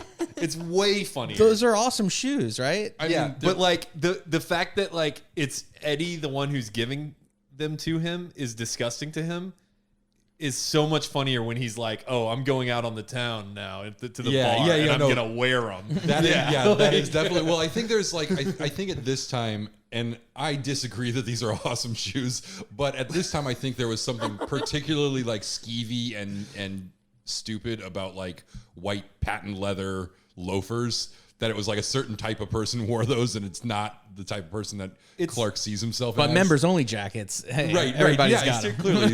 No, but by he's kind of pulling off the members only jacket. By 1983, it's like the Lounge disco, li- yeah, disco as a place, Yeah. either has like a good connotation or a bad connotation, and part of the bad connotation is that it was. That whole vibe was like taken too far, basically. This is like with like the cocaine and the this sex. is like the and all that lounge stuff. lizard polyester Yeah, suit exactly. version of fancy. Yeah. And he's above it, except now he's out trolling for tail at the local hotel bar. Yeah. And he's, got to like lounge it up a little bit. Yeah. I love those shoes. I want. That's kind of where the whole speaking of SNL, the wild and crazy guys characters. Yeah, exactly. Like European guys who don't get that this isn't cool anymore. Yeah. Man, have we covered everything there is to say about this movie? Are we missing anything? I mean, we haven't talked about the end, Wally World, the whole thing. What we could talk about is Clark cheating on his wife, like this sequence right here of him with his elaborate lie about how he owns the chain of motels and he's got to stop. And she's like, "Oh, I'm glad you didn't go with, I'm glad, I thought you were going to tell me you were in the CIA." And he's like, "Oh, CIA? No, not anymore." I mean, she knows he's lying. Like, Yeah. she's trying to like, she's doing her own thing. She's looking for some kind of. What is her motivation here? She's living fast. She wants attention. She's living fast. I'm going to put Hope under the spotlight here as the only woman in the room. Yeah. What is Chrissy? What is Chrissy Brinkley's character possibly thinking right now? Like literally, I have no idea. This Like- is very confusing. Because the first time she showed up, I was like, it's like Clark's fever dream from driving, and then she just keeps coming back. She sees him in like several different states, which leads me to believe like she's either following him or she's on the exact same like road trip. She's going to L.A. She's also going to Wally World. Maybe not Wally World, but she's going to Los Angeles. Like, it wasn't until other people saw her in the pool that I was convinced that she's a real person. Right. Oh, it yeah. would make so much more sense if she was just a fantasy of his. Yeah. That's That would I actually feel like be that's far more my plausible. like when I was young. So I saw this movie like before I can even remember. Like I've seen this movie, when I was very young, to the point where I know that the first time I saw this movie, I was like sheltered from certain scenes, and then later I got to like actually see what happens. Yeah. You know what I mean? And then also I've seen it on TV a ton of times. The skinny dipping scene was like almost entirely cut from TV. Yeah, You only saw, exactly. like- Like- This movie is on TV quite a bit, and I've seen it, a couple of times, and yeah, it's like a totally different movie. Like all the jokes are. his bug eyes actually work sometimes. yeah. But He's just like spouting out like aphorisms. A penny saved is a penny. But as a young kid, like I did think maybe she's a figment of his imagination. It's the only way any of this is plausible. Well, I mean, like she's young, she's hot, she has a Ferrari. Why not drive out to L.A. and like if you're gonna score Wreck some marriages. if you're gonna wreck some marriages along the way, it's collateral damage. I kind of think maybe it's just she just wants to see if she can. yeah, exactly. Yeah. That's exactly what I'm saying. Yeah. Yeah, that's possible. It's a power trip thing. Yeah, exactly. Like she had no intention of going through with it. She's just like, how far can I string this dope along? I love how he strips everything off except for his socks. Yeah, the socks. It's so good. This is crazy. This is crazy. This is crazy. Yeah, I like that he's not fully committed to it either. You know, at least he keeping the socks on, maintaining a little bit of dignity. Yeah, but like you feel like he's not gonna go through with like fully having sex with her. I get a little bit of that feeling. I feel like he thinks he's supposed to because he just sees her as like he's put her on such a pedestal. You know what I mean?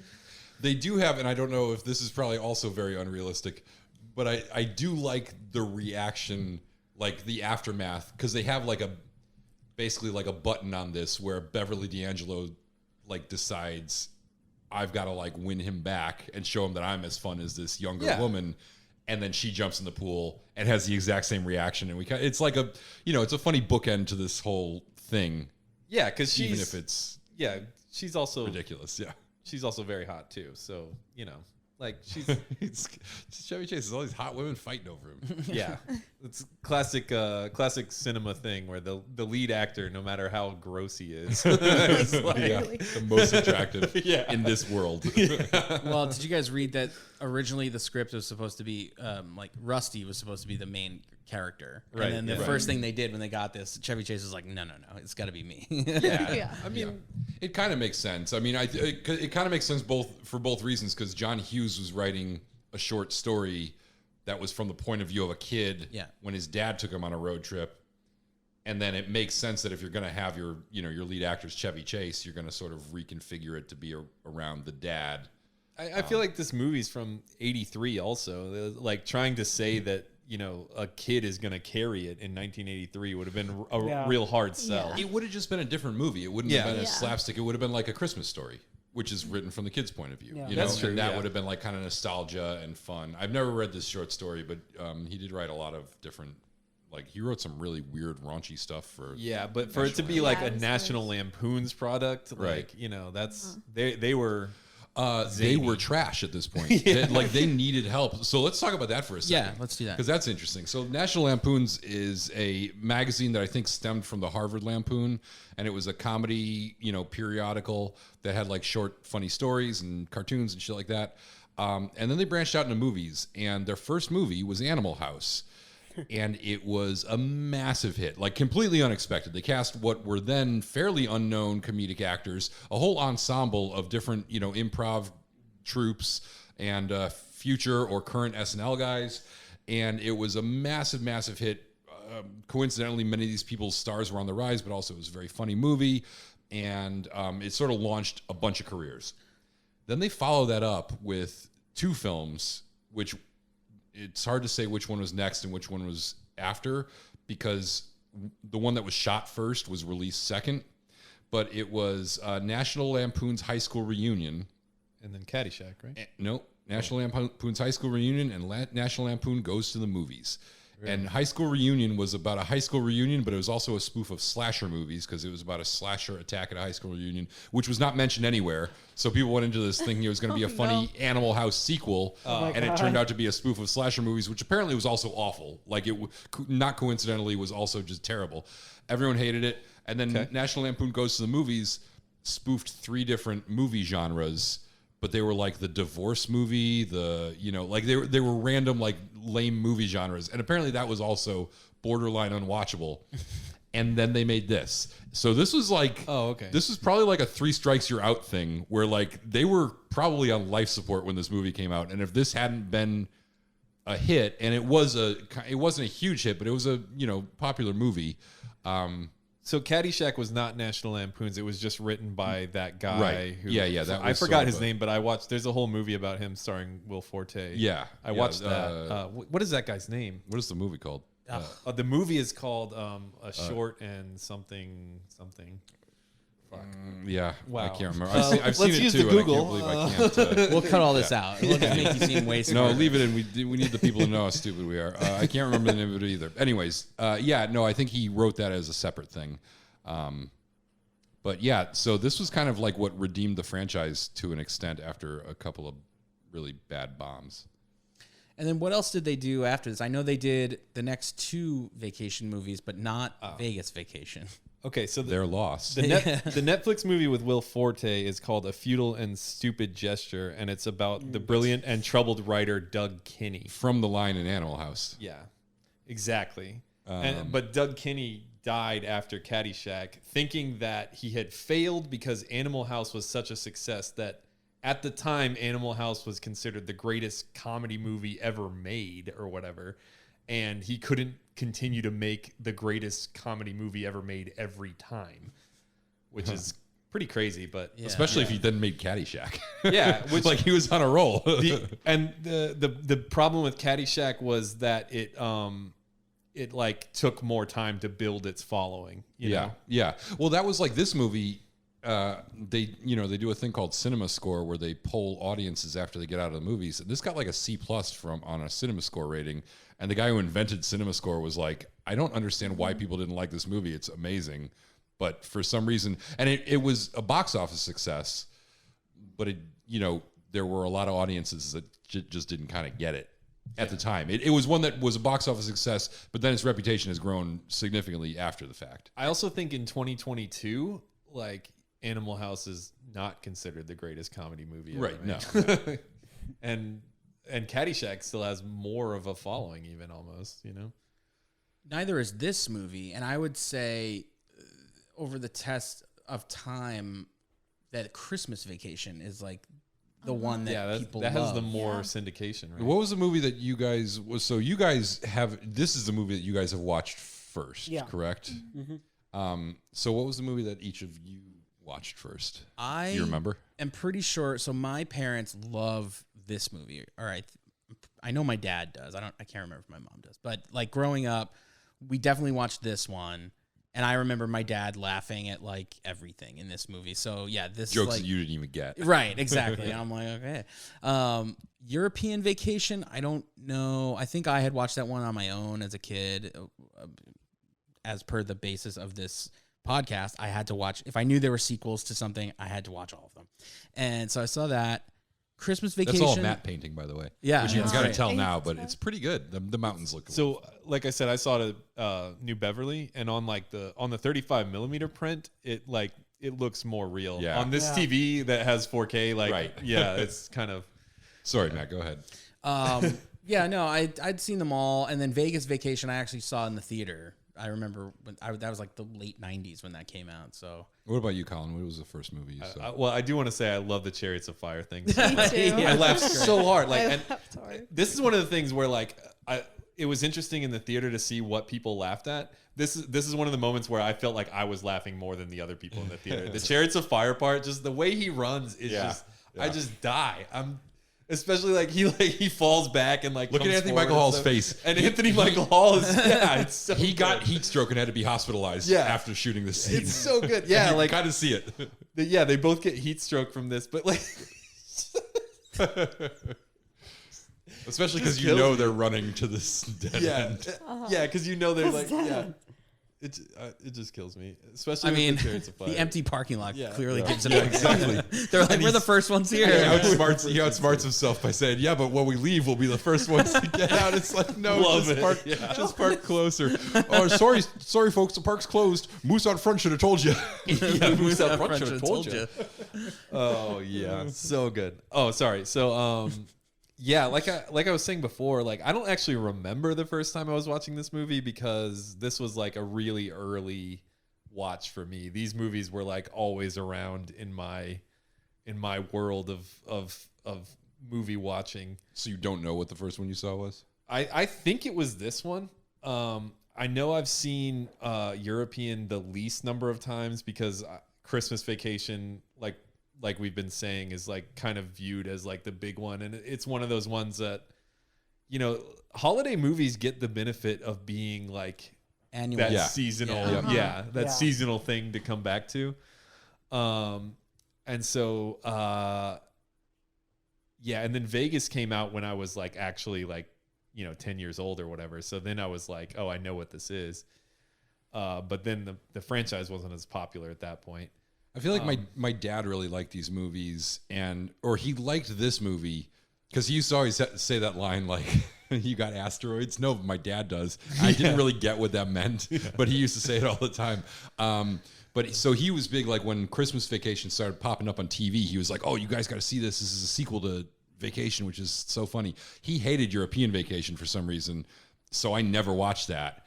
So like I think Christmas Vacation, I think was the first one that I ever saw, and then I must have seen this at some point, and then I saw Vegas in the theater because I was probably in high school, and I think all my friends went, and we would just say like, talk about Nick Papagiorgio and like quote lines from that in high school. So Classic.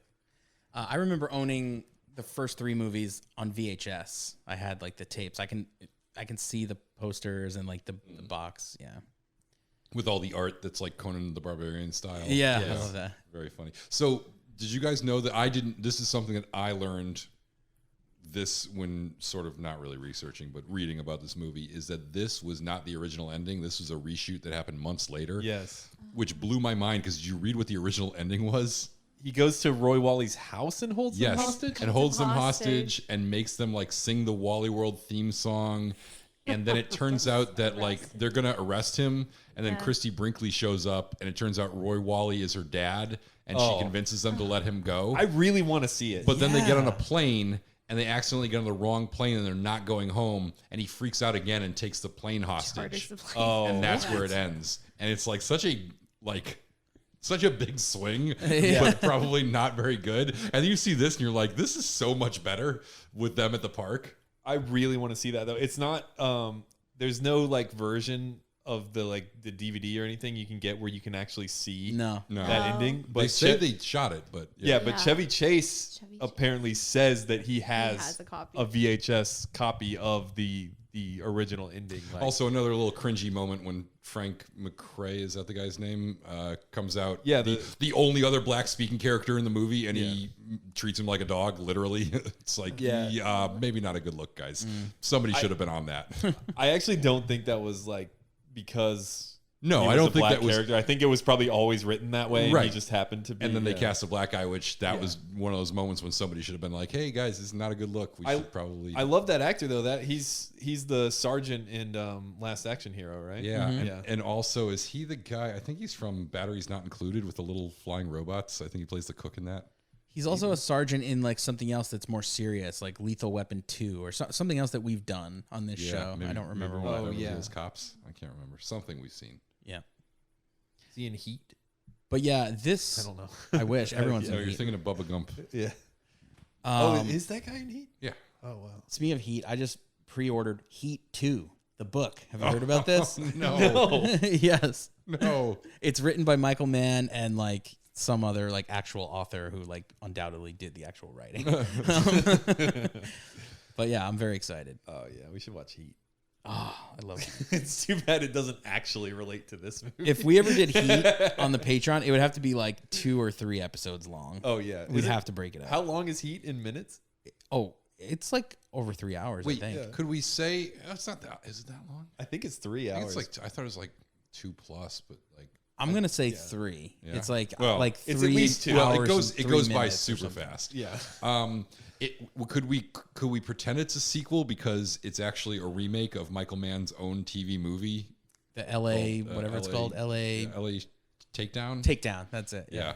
I mean, Where he literally remade the exact same script as Heat, which is so funny. I've never seen LA Takedown. I really want to. We can pretend anything we want. I like to pretend this podcast is even more successful than me. I do that all the time. I think these interns do also. I think if they ever have to put this on a resume, they definitely will. Yes, for sure. Hugely 8 successful. million subscribers. My biggest complaint in this entire movie, and I mean, I'm going to docket a full Timothy Dolphin for this. Who is running the goddamn rides? Literally. Oh, they just turn them on. That. Oh, they just turn them on and jump on? Yeah. It's like they hit the button and they hop on. Yeah. Yep. When we were watching this, Colleen's like, bobsled. do every one of these movies end with the SWAT team coming? Because she's only ever seen Christmas Vacation. Oh, yeah. I'm like, yeah, pretty much. As you said that, I was like thinking about it. I was like, maybe. Well, this is another one of those tropes. Like Clark doing something supernaturally like resilient is one thing, and another thing that becomes like a staple of the movies is him doing something incredibly criminal and dumb at the end of them. Him breaking the law. Never even going near a prison. Yeah, exactly. Prison Vacation. Yeah, they should call it White Privilege Vacation. White Privilege Vacation. Oh my god! I think this is fun when he calls him out on the BB gun though, and he shoots him. The tag's The been tag. on it the whole time. It could break skin. I love the security guard transitions between like being really uncomfortable with being taken hostage and like kind of having fun on the rides eventually. Yeah. You ever been shot in the ass with a BB gun? I got shot in the face with a BB gun before. Oh, that trumps all my stories. What happened? So this is actually a story. I don't know how far into this we should go, but this is let's get deep. this is actually a story. We got time. As all good stories. Okay, yeah. This is actually a story that like kind of cemented the fact that I feel like one of my friendships from like growing up was kind of toxic. Because so far it's sounding like that's about spot on. Because I had a close friend and this kid, and then I had this other friend who I played baseball with who I had known for many years, but he like many times had expressed things that said that maybe he kind of hated me. And he was, understandable. He was a bit of a rough around the edges guy. He like, I hate you. Stop hanging out with me. We're not friends. Well, there's two friends in this. One friend was a close friend for a long time, and Two friends who hated you. Yeah, well, we'll see how the story pans out. I see a common thread here. Yeah. So yeah, one friend who kind of hated me, and one friend who was a close friend for a long time. And there was one day when basically like school ended early, and we were also all I was close to the high school where I lived. So all the kids were at the high school, but we were still in junior high. We were about to go to high school, but we didn't actually have to be there. So I just want to make it clear. The only thing that's keeping me into this is that at the end of it, you get shot in the face with a BB gun. Trust me, the story ends with me getting shot. It's a cherry on top. Okay, okay, I'll stick it out for a little longer. So I bring like 12 kids over to my house, and my one friend is like, goes to the kid that like maybe hates me, and is like, did you know that Colin, he knows how to get on his roof of his house, and also I know where he has his BB gun and how to load it. So he takes this kid up onto the roof of my own house with my BB gun, and that kid just starts firing.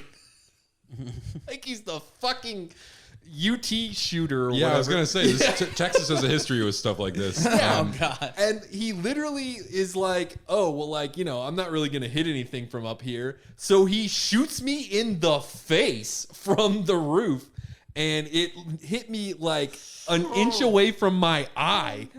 I think I had glasses on at the time, so like it wouldn't ricocheted. Yeah, and it didn't break the skin really deep, so maybe if it hit my eyeball, it wouldn't have popped it. But but he shot me in the face with my own gun. Kids are stupid, man. And and ultimately, later on, I was like, like this is a really big red flag about that other kid who I was close friends with for a long time. And as soon as I have more friends over and I'm hanging out with people, he decides to find someone who hates me, tell him where there's a gun and how to shoot me.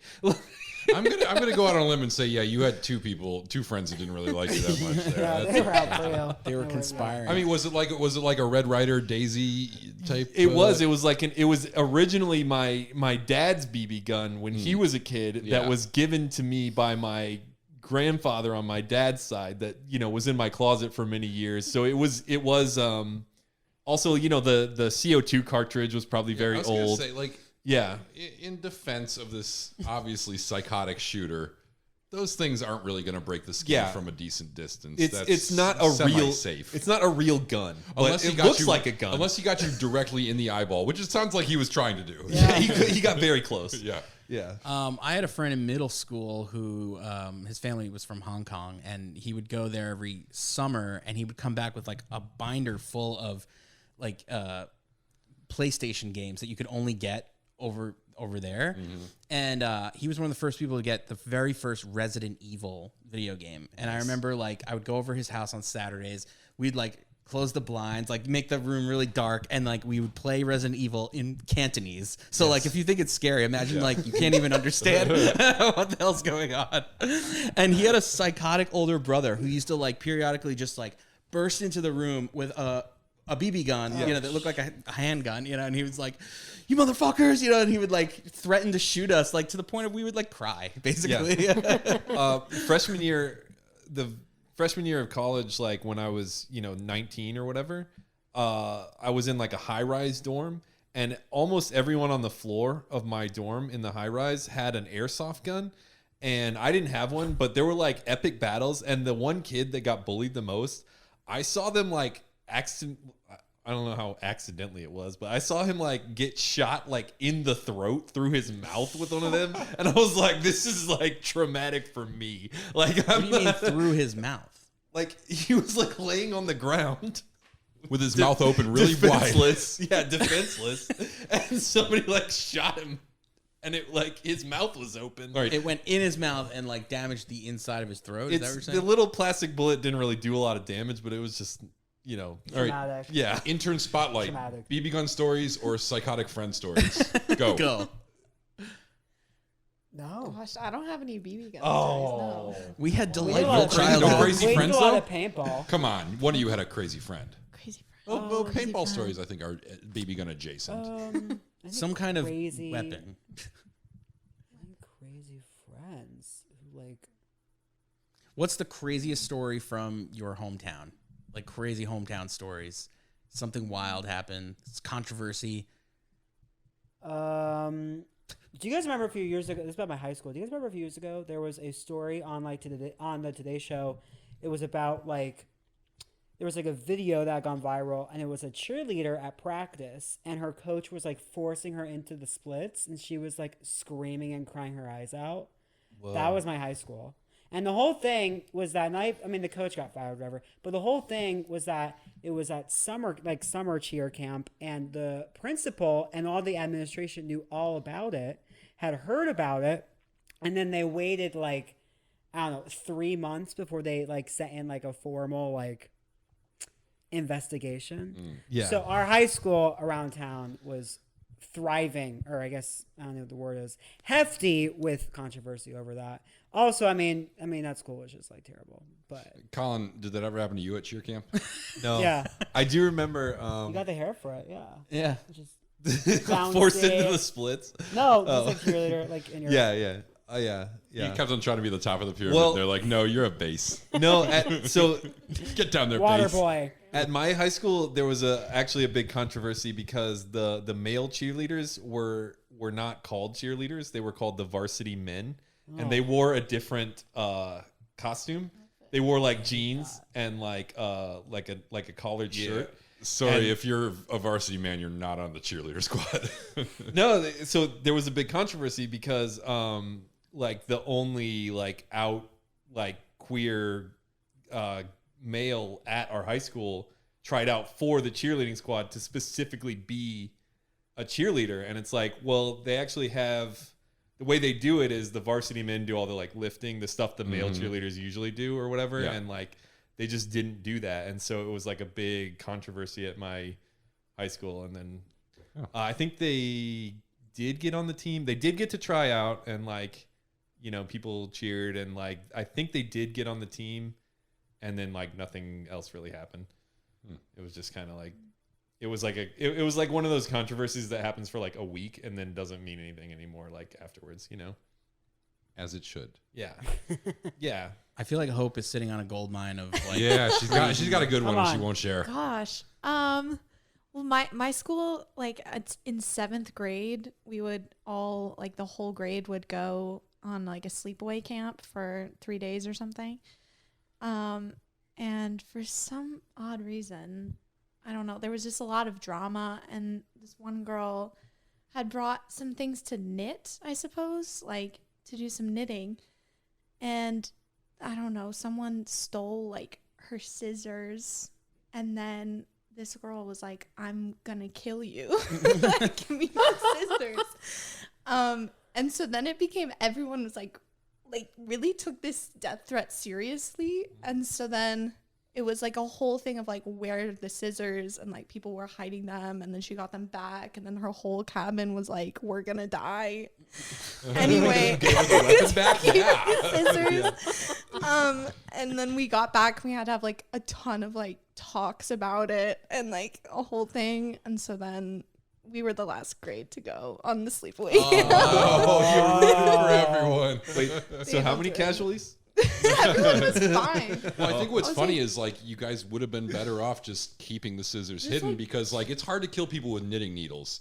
That takes a lot of stabbing because they just make tiny punctures. But yeah, and like I was in a different cabin, and so then it would just be like everyone just hearing about like cabin 7's gonna die or something, and you're just like, what is happening?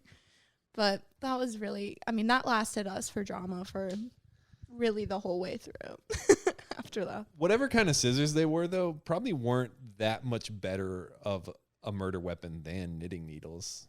I don't know. I would definitely, I would definitely take scissors over knitting needles in a fight. If we had to choose our weapons, I'm going scissors every time. Well, knitting needles are kind of dull, right? They can be long and they're dull and they're like the actual puncture that they're going to make could be deep, but it's going to be very small. Yes. yeah, like in the movie Us, when they have scissors, it's like, ooh. Yeah. Oh, yeah. yeah. See, that's scary. Those are we shears. go. Yes, Those are shears. that's exactly what I was going to say. I would qualify those as shears. I feel like there's a difference between You shears can and murder the scissors. hell out of Yeah. somebody with some shears. I don't know personally, but I've heard. Yeah, well, it sounds like if knitting scandals were your school's biggest problem, I think you win the prize for the most like safest school for everyone here in this room. Yeah, I was expecting that story to go way crazier. I know. I feel like it's like immediately obvious that like I grew up with like the most like male toxicity like around like from these stories. Like mine are like people getting shot and like That's why they say don't mess with Texas. There's a lot of male toxicity down there. Colin, you were down there messing with Texas. I know I shouldn't have messed. That big armadillo kicked down the wall and started killing.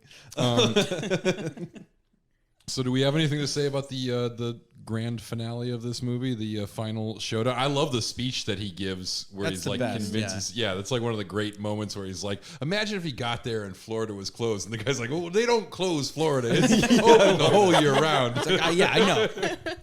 One of my favorite moments watching it with an audience was, and not on TV, was when he has the psychological breakdown and he just like starts saying fuck to his whole family over and over and over again. Because on TV it's edited to be a similar speech but something totally different. Which they shot multiple versions of this exactly. movie. They shot it so that it could have a version for TV. But you know, like the real version in front of real people, it just like it hit totally different. There are a lot of for a movie of this era. There are a lot of F-bombs in it. Like they were not even trying to dodge that R rating. They just leaned into it. It's still funny because they lean so hard the other way of he's trying so hard to make it like a wholesome family vacation, you know, and like be a real like family experience where you don't say cuss words, because you're connecting with your kids or he whatever. says at the beginning he works and he doesn't get to see the kids enough, and you know he wants to see them more and spend time together as a family, and that's the whole point of this. And this is sort of the character, like his character is big on family until shit starts going wrong, and then he loses his mind. And he goes so far. The other thing about this movie that wouldn't be made today was like, I don't know, I feel like when characters have like really big full-on psychological breakdowns, it's treated a little bit differently than it is, you know. In 83 it's kind of like, it's funny, you know. Now it's like Dad's just freaking out again. Now it's like is it funny, or like what's the like, you know, what's the mental health kind of angle on what's happening in They this? originally thought it was cool for him to hijack a plane in the 80s as the ending of the movie. So clearly it was a different time period where different stuff flew for your main characters. I remember like the cable guy was controversial because it was like, and I think pretty unpopular when it came out, because you know you were supposed to have sympathy for the antagonist of, you know, obviously Matthew Broderick was the main guy that you were cheering for, but you weren't supposed to hate Jim Carrey's character in that movie, and he was so dark and so crazy that people were like, oh, I don't know if we can get on board with even liking him in the small amount that we're supposed to. The problem was Whereas that here, you've got a guy acting like a complete deranged lunatic, and this is your main protagonist, and he really doesn't get any redemption. His redemption is, well, he's kind of justified in being a total psychopath. He's like, wouldn't you do the same? And he's like, no, I wouldn't. Yeah, but I don't know. That's one thing about, like, I do think, you know, like, we should, when we're making movies now, look at things from a perspective where it's like, we should ask, is this full psychological breakdown that someone's having, like, the right thing to show? But I do think if it is a comedy movie and we know we're not, like, in the real world and, like, it is kind of funny, like, there should be, like, a little bit of leniency there, you know? Yeah, like, I think there's a difference between, because in the past, there have been like serious movies that treated mental illness in certain ways that I think diminished it or made it seem like some kind of a moral failing or whatever. Yeah. There's certainly movies that just had like serious, mental illnesses that people have to deal with that were sort of treated flippantly or made that was what made them bad, is they had this mental illness. Mm-hmm. And I think you have to be a little more understanding of that and respectful of that nowadays. But I do think in comedies there should be a little difference there. Also, like, the times were so different. Like, I feel like this movie was popular because, like, men or like dads of the 1980s, like American dads, were like watching this and thinking like, this is me. I curse at my kids sometimes. Exactly. I'm mad, like. And this is probably my dad too, because it's like, think about this. This is made in the 80s. John Hughes is a contemporary, like about Chevy Chase's age. He's writing a movie about his experience as a child with his dad. So it's basically like, not only are the people recognizing themselves in the dads, but they're also recognizing their dads in this dad, Yes. Yeah. And the cycle of toxicity continues. The circle of toxicity. Well, is it about that time? I think we should rate this thing and license it. I mean, it's not a Harry Potter film, so 10 Timothy Dolphins for me. Where's the sound effect? It's not a Harry Potter film, so that's why the movie's been off for about 15 minutes as we continue talking. This is a first, I think. Should I go first? Yeah, go ahead. It's hard to separate this movie. For me, it's hard to separate the nostalgia because I've seen it multiple times and have known it for so long. And like I said, even before I saw it, my dad would be repeating lines from this movies. And it is kind of, like every time we got in a car on a road trip, he'd be like, it's a Griswold vacation. Come on, guys. And so there's like definitely that like feeling of nostalgia for it. I don't think it's aged. Some of the jokes age great. And I think some of the performances, I was really blown away by Anthony Michael Hall. Like actually all the four principals. Dana Barron, who we didn't really talk about. It's Dana Barron, right? Not Dana Hall, I think it's the one of the second one. Is it Barron or Barrett? I think it's Baron, but I'm not sure if it's Baron or Barine or whatever. No, it's Baron maybe. Dana Barron, who really was in almost nothing else in her career. Oh, really? Okay. She continued to be an actress. I think she still is in stuff every once in a while, but this is like kind of it for her. She was great. Anthony Michael Hall was so good for such a young actor, doing what he was doing. I don't know, just top notch. Chevy Chase, this is not as good as Fletch for him, but it's pretty good Chevy Chase. And Beverly D'Angelo's great. A lot of the minor characters are great. It's a little vignette-y, but it still has a lot of momentum.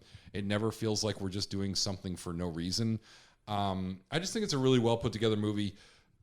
There are some great jokes that still work 100%, and there are some stuff that the humor doesn't really translate as well. And there are those cringy moments, mostly race-related, that just absolutely, like, I think if you ask the filmmakers, they would all be like, yeah, I wish we could do that over again and not have those scenes. But other than that, it's a solid movie. So I'm going to give this an 8. It's not my favorite vacation movie, I don't think, but I'm going to give it 8 Timothy Dolphins. Wonderful. I think one of our guests should go. Just summarize your thoughts. Who wants to go first? Okay, I'll go. There's no wrong answer. No, yeah, totally. Oh my God, no. I totally agree. I don't have like that much of an emotional connection to it, so I was watching it pretty objectively, I think. I like it. I like comedies a lot. I think it's obviously a product of its time, for sure. And that definitely lands both within the jokes that are written, but also just the way the film was made. I think kind of what you said with the vignettes, I think to me, sometimes it feels honestly a little bit choppy. Which, I mean, I don't think that's that's not unfair to say. I think there's a lot of films like that. And I will say, though, it does get, whenever you're in one setting, I think they make the setting, they realize it, and then they keep it going. I don't think they're in any place for too long, personally. And if you meet a character or characters in said setting, they have their moment, and then you keep going, which I do appreciate. Overall, I say I laughed a lot. I think, you laugh at both the jokes, but also how ridiculous little things are. I will say this film is really good at the minute details and the minute humor. We were talking about the gun with the tag on it. Like, I was just looking at that, like, the whole time. I'm like, that is so freaking funny. And then the tire we talked about and all that. So I would say, can we do half numbers? Like X.5? Yes, or you can. no? Yeah? Yeah. I'm going to say 7.5 is mine. But they really like it if you do a fraction that's like Colin, just stop. No. 7.52. if you do a fraction that's like not a 1 over something, like maybe like a 3 out of like, and then maybe do Can like we suspend Colin from even being allowed to give Timothy Dolphin ratings? He's suspended. I would love having a guest, and then like constantly throughout the podcast, we keep having to explain all the different things I'm suspended from doing. Let me just interject here. Colin cannot answer. Let me stop you right there. Colin is suspended from this subject. Colin, your punishment for encouraging people to do half rankings is you have to ramble for 5 minutes and give your summation here next. Yeah, I wasn't gonna ramble on. I mean, I think I've said everything. I looked up. It is Dana Barron, Barron. I think Barron is how to say it. It could be Baron. I'm not sure. I would think they would put an accent over the O in that case. That's not really important. That's not This really is important. this is all related to your Timothy Dolphin rating, though, right? She has my favorite line when whatever she says in the eulogy when the mom's like, we all loved her, and she's like, let's not go nuts. Yeah, let's not go nuts. It's so funny. It's one of my favorite lines. I mean, yeah, but it is sad that Aunt Edna died, of course, obviously, and the dog thing is gruesome as fuck. Is this your Timothy Dolphin rating? Yeah. But it's not meant to be. You're not in the real world. It's like everything's overblown, everything's slapstick. Especially, I love that the car is like a made up car, and that's like the first scene. That kind of sets the tone, and yeah, like I was saying, like I don't remember the first time I watched this movie because I was so young. I'm pretty sure the topless scene was probably the first time I saw like a topless woman on film, whether it was VHS or whatever. I've seen this movie so many times on TV that I forgot there was nudity. I was like taken aback when I saw it. I was like, whoa, is this like a different version of this movie? Yeah. I mean, it's not. I always think it's a European Vacation one because there's a whole subplot in European Vacation where he takes a video of her naked in the shower and then it gets distributed throughout France and she becomes a porn star. That's right. But she's not actually topless in that one. You don't see anything. Yeah. But I always, in my mind, I'm always like, when I watch European Vacation, I'm like, isn't she naked in the shower in this one? I almost feel like they wrote that into European Vacation like after this as a movie. reference to this, yeah. I don't know if I'm not sure if it was. I mean, it's a really short moment. It's almost forgettable, except. Hey, hang on a second. Before you finally get to your Timothy Dolphin rating, which you are taking 5 minutes to do, by the way, I think somebody's trying to saw through the wall of your apartment. I heard this earlier today. Isn't that damn armadillo? Yeah, I've never. It's right there, and I've never heard anything from that side of the wall except today. I did hear them like sawing something earlier, and it does sound like they're like about to come through. I assume this is to put a spy cam in here. Why? I have no idea. Wait. I think the sawing's getting less. They know we're onto them. They're trying to be subtle. Nope, they're back at it. But what is that? Like, there's wow. Yeah, this definitely. I thought when it first started happening, I thought it was just people humping on a bed, and it was like, but it it isn't. Sounds like sawing. Those damn cockroaches are getting craftier and craftier. It's weird too, because like when they were doing it earlier, it was around noon, and now they're coming back to it at like 11 p.m. Well, maybe they work 12 hours. from they work the second shift. So Okay, they yeah, out that for makes the sense. afternoon, and now they're back to their woodworking. But I was legit scared. It sounds like they're sawing with the intent to come through right at me. Yes, that's definitely part of the plan. So I was sitting over there where you're at too. Onto when your, it happened. onto your dolphin Let's rating. wrap this up before that damn armadillo comes through. Yeah, comes busting through. armadillo. Stop messing with Texas, You Colin. have messed with Texas. Your lives are over. I thought he just said like the Kool-Aid Man. He would just say, "Oh yeah," but like in a Texas accent, he's like, "Oh yeah." Oh yeah, y'all. Howdy, folks. I'm your death. No. It's like, what's that movie, that horror movie that came out a couple years ago where like the thing, like whatever it is can look like anybody and it's like always coming towards It you. follows. It follows. It's like an yeah. It Follows situation, but it's the armadillo. it's always the same armadillo. Exactly. Yeah. He's always coming. Yeah. Wherever you are. That's just facts. It's in Texas history. Look it up. All right, dolphin rating. Fuck. I lost track of what I was talking about. Oh, I think you're done. I think you're wrapping it up. You're Oh, yeah, no, I I think just- you left off with, and my dolphin rating is. Yeah. This movie's just always been around, and I enjoyed it. I'm going to give it 8 Timothy Dolphins. Really love seeing it at the New Beverly. I guess I'm Beverly now. It's a good place to watch a movie. I'm not going to get anything out of that, but it is a good place to watch a movie. Wait, before the next dolphin rating, I have to say I love the name and the entire premise of the Wagon Queen family truckster. It's such a great name. That's like the first thing you said when we started. Yes, it's you're such a bringing good it name. a full circle. Yeah. No, I'm just wondering, like, what are some other Look great at it. made-up vehicles? Because the only one I can think of right now is the Canyonero from The Simpsons. Oh, Canyonero. Are there any other great fictional cars? Because I love like when somebody nails the premise of a fictional car. There are, but you really put us on the spot. Oh, here. in RoboCop, it's called the SUX 6000 or something.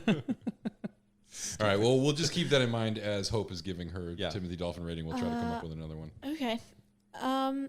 Yeah, I think I mean this was my first time really watching it was for this. So I don't really have the nostalgia factor that you all have. But I do think it nails like road trip movie, family road trip pretty well. I think for me it didn't age very well in lots of parts.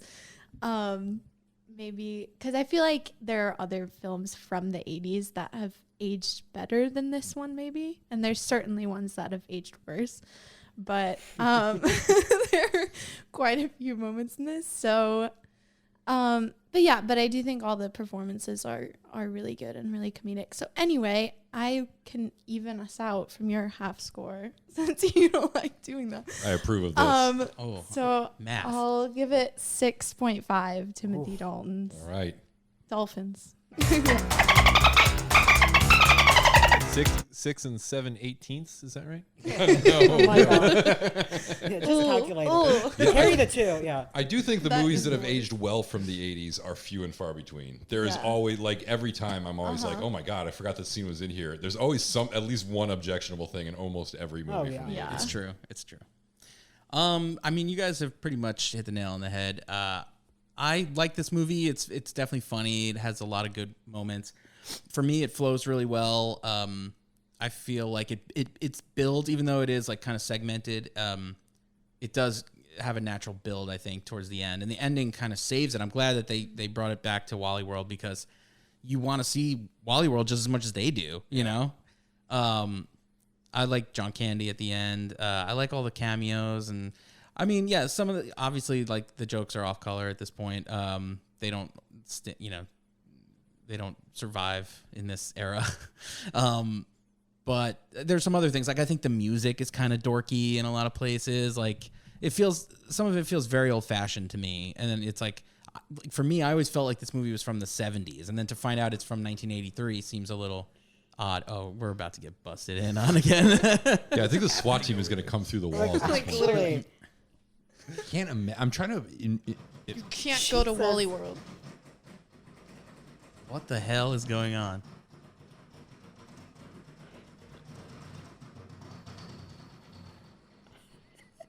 Do you want to like? I can't even imagine what kind of tool would make that noise. Yeah, I don't. I'm really confused about what's going on. Do you want to like bang on the wall or something? Should I? I would if I lived here. Keep it down. I kind of want to see where this goes. Yeah. Listen, if one of the boring machines from Total Recall doesn't come tearing through this wall in a second, got I'm going to be a 5 little kids to disappointed. And it's like moving. It like goes away. Yeah. Yeah, this leads me to believe that it's like some sort of construction project. This is all staying in case we get killed in a few minutes. Like Yeah. there'll be some There's a recording. record. Yeah. Yeah, could this possibly Our be final moments. some kind of animal or some kind of robotic animal? Okay.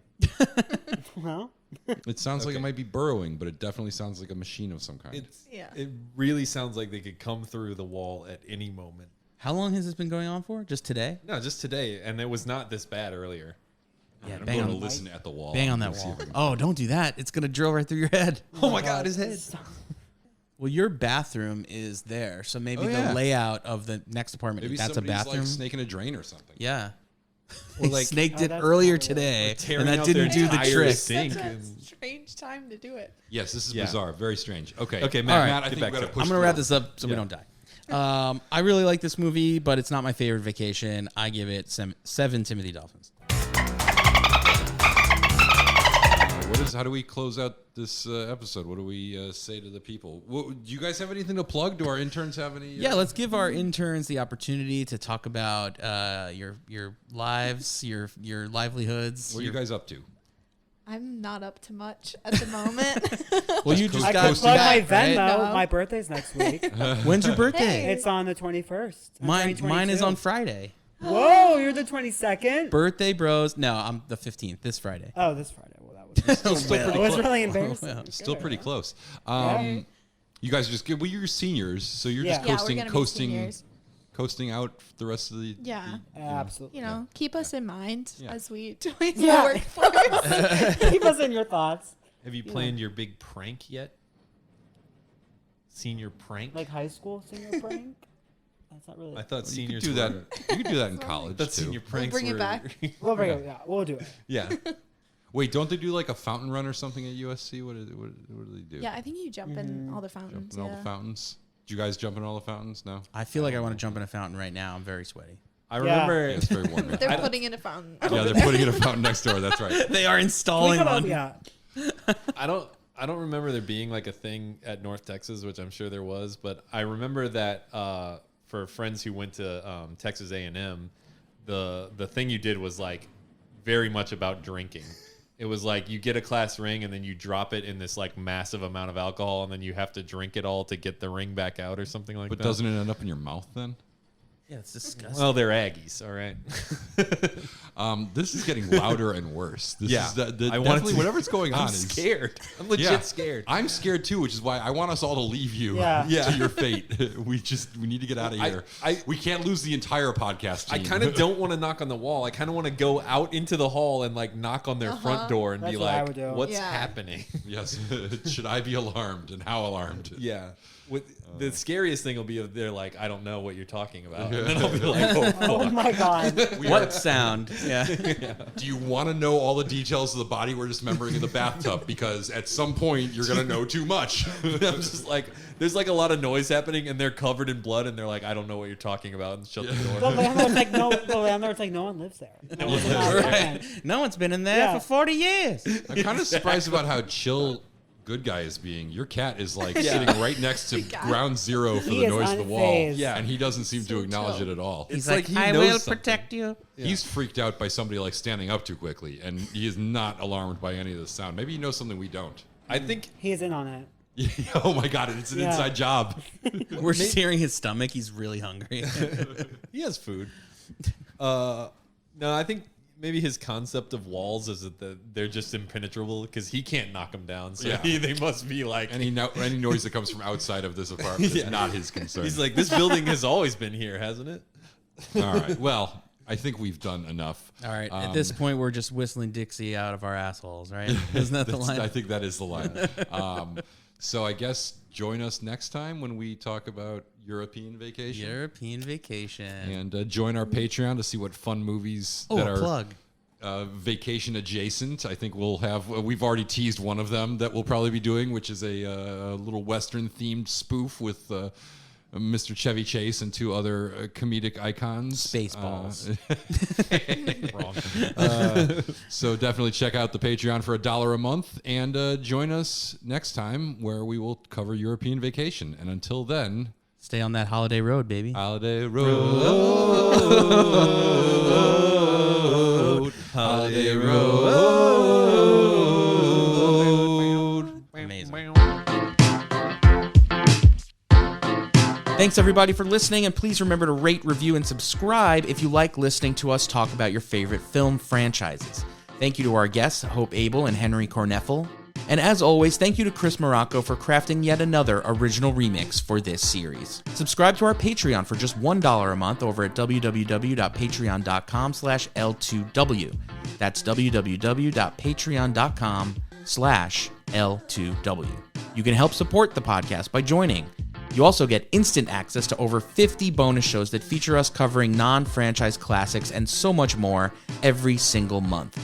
Again, that website to join is www.patreon.com/L2W. License to Watch is a part of the Fandom Limb Podcast Network, so please be sure to check out some of their other awesome shows, and also be sure to join us next time for National Lampoon's European Vacation.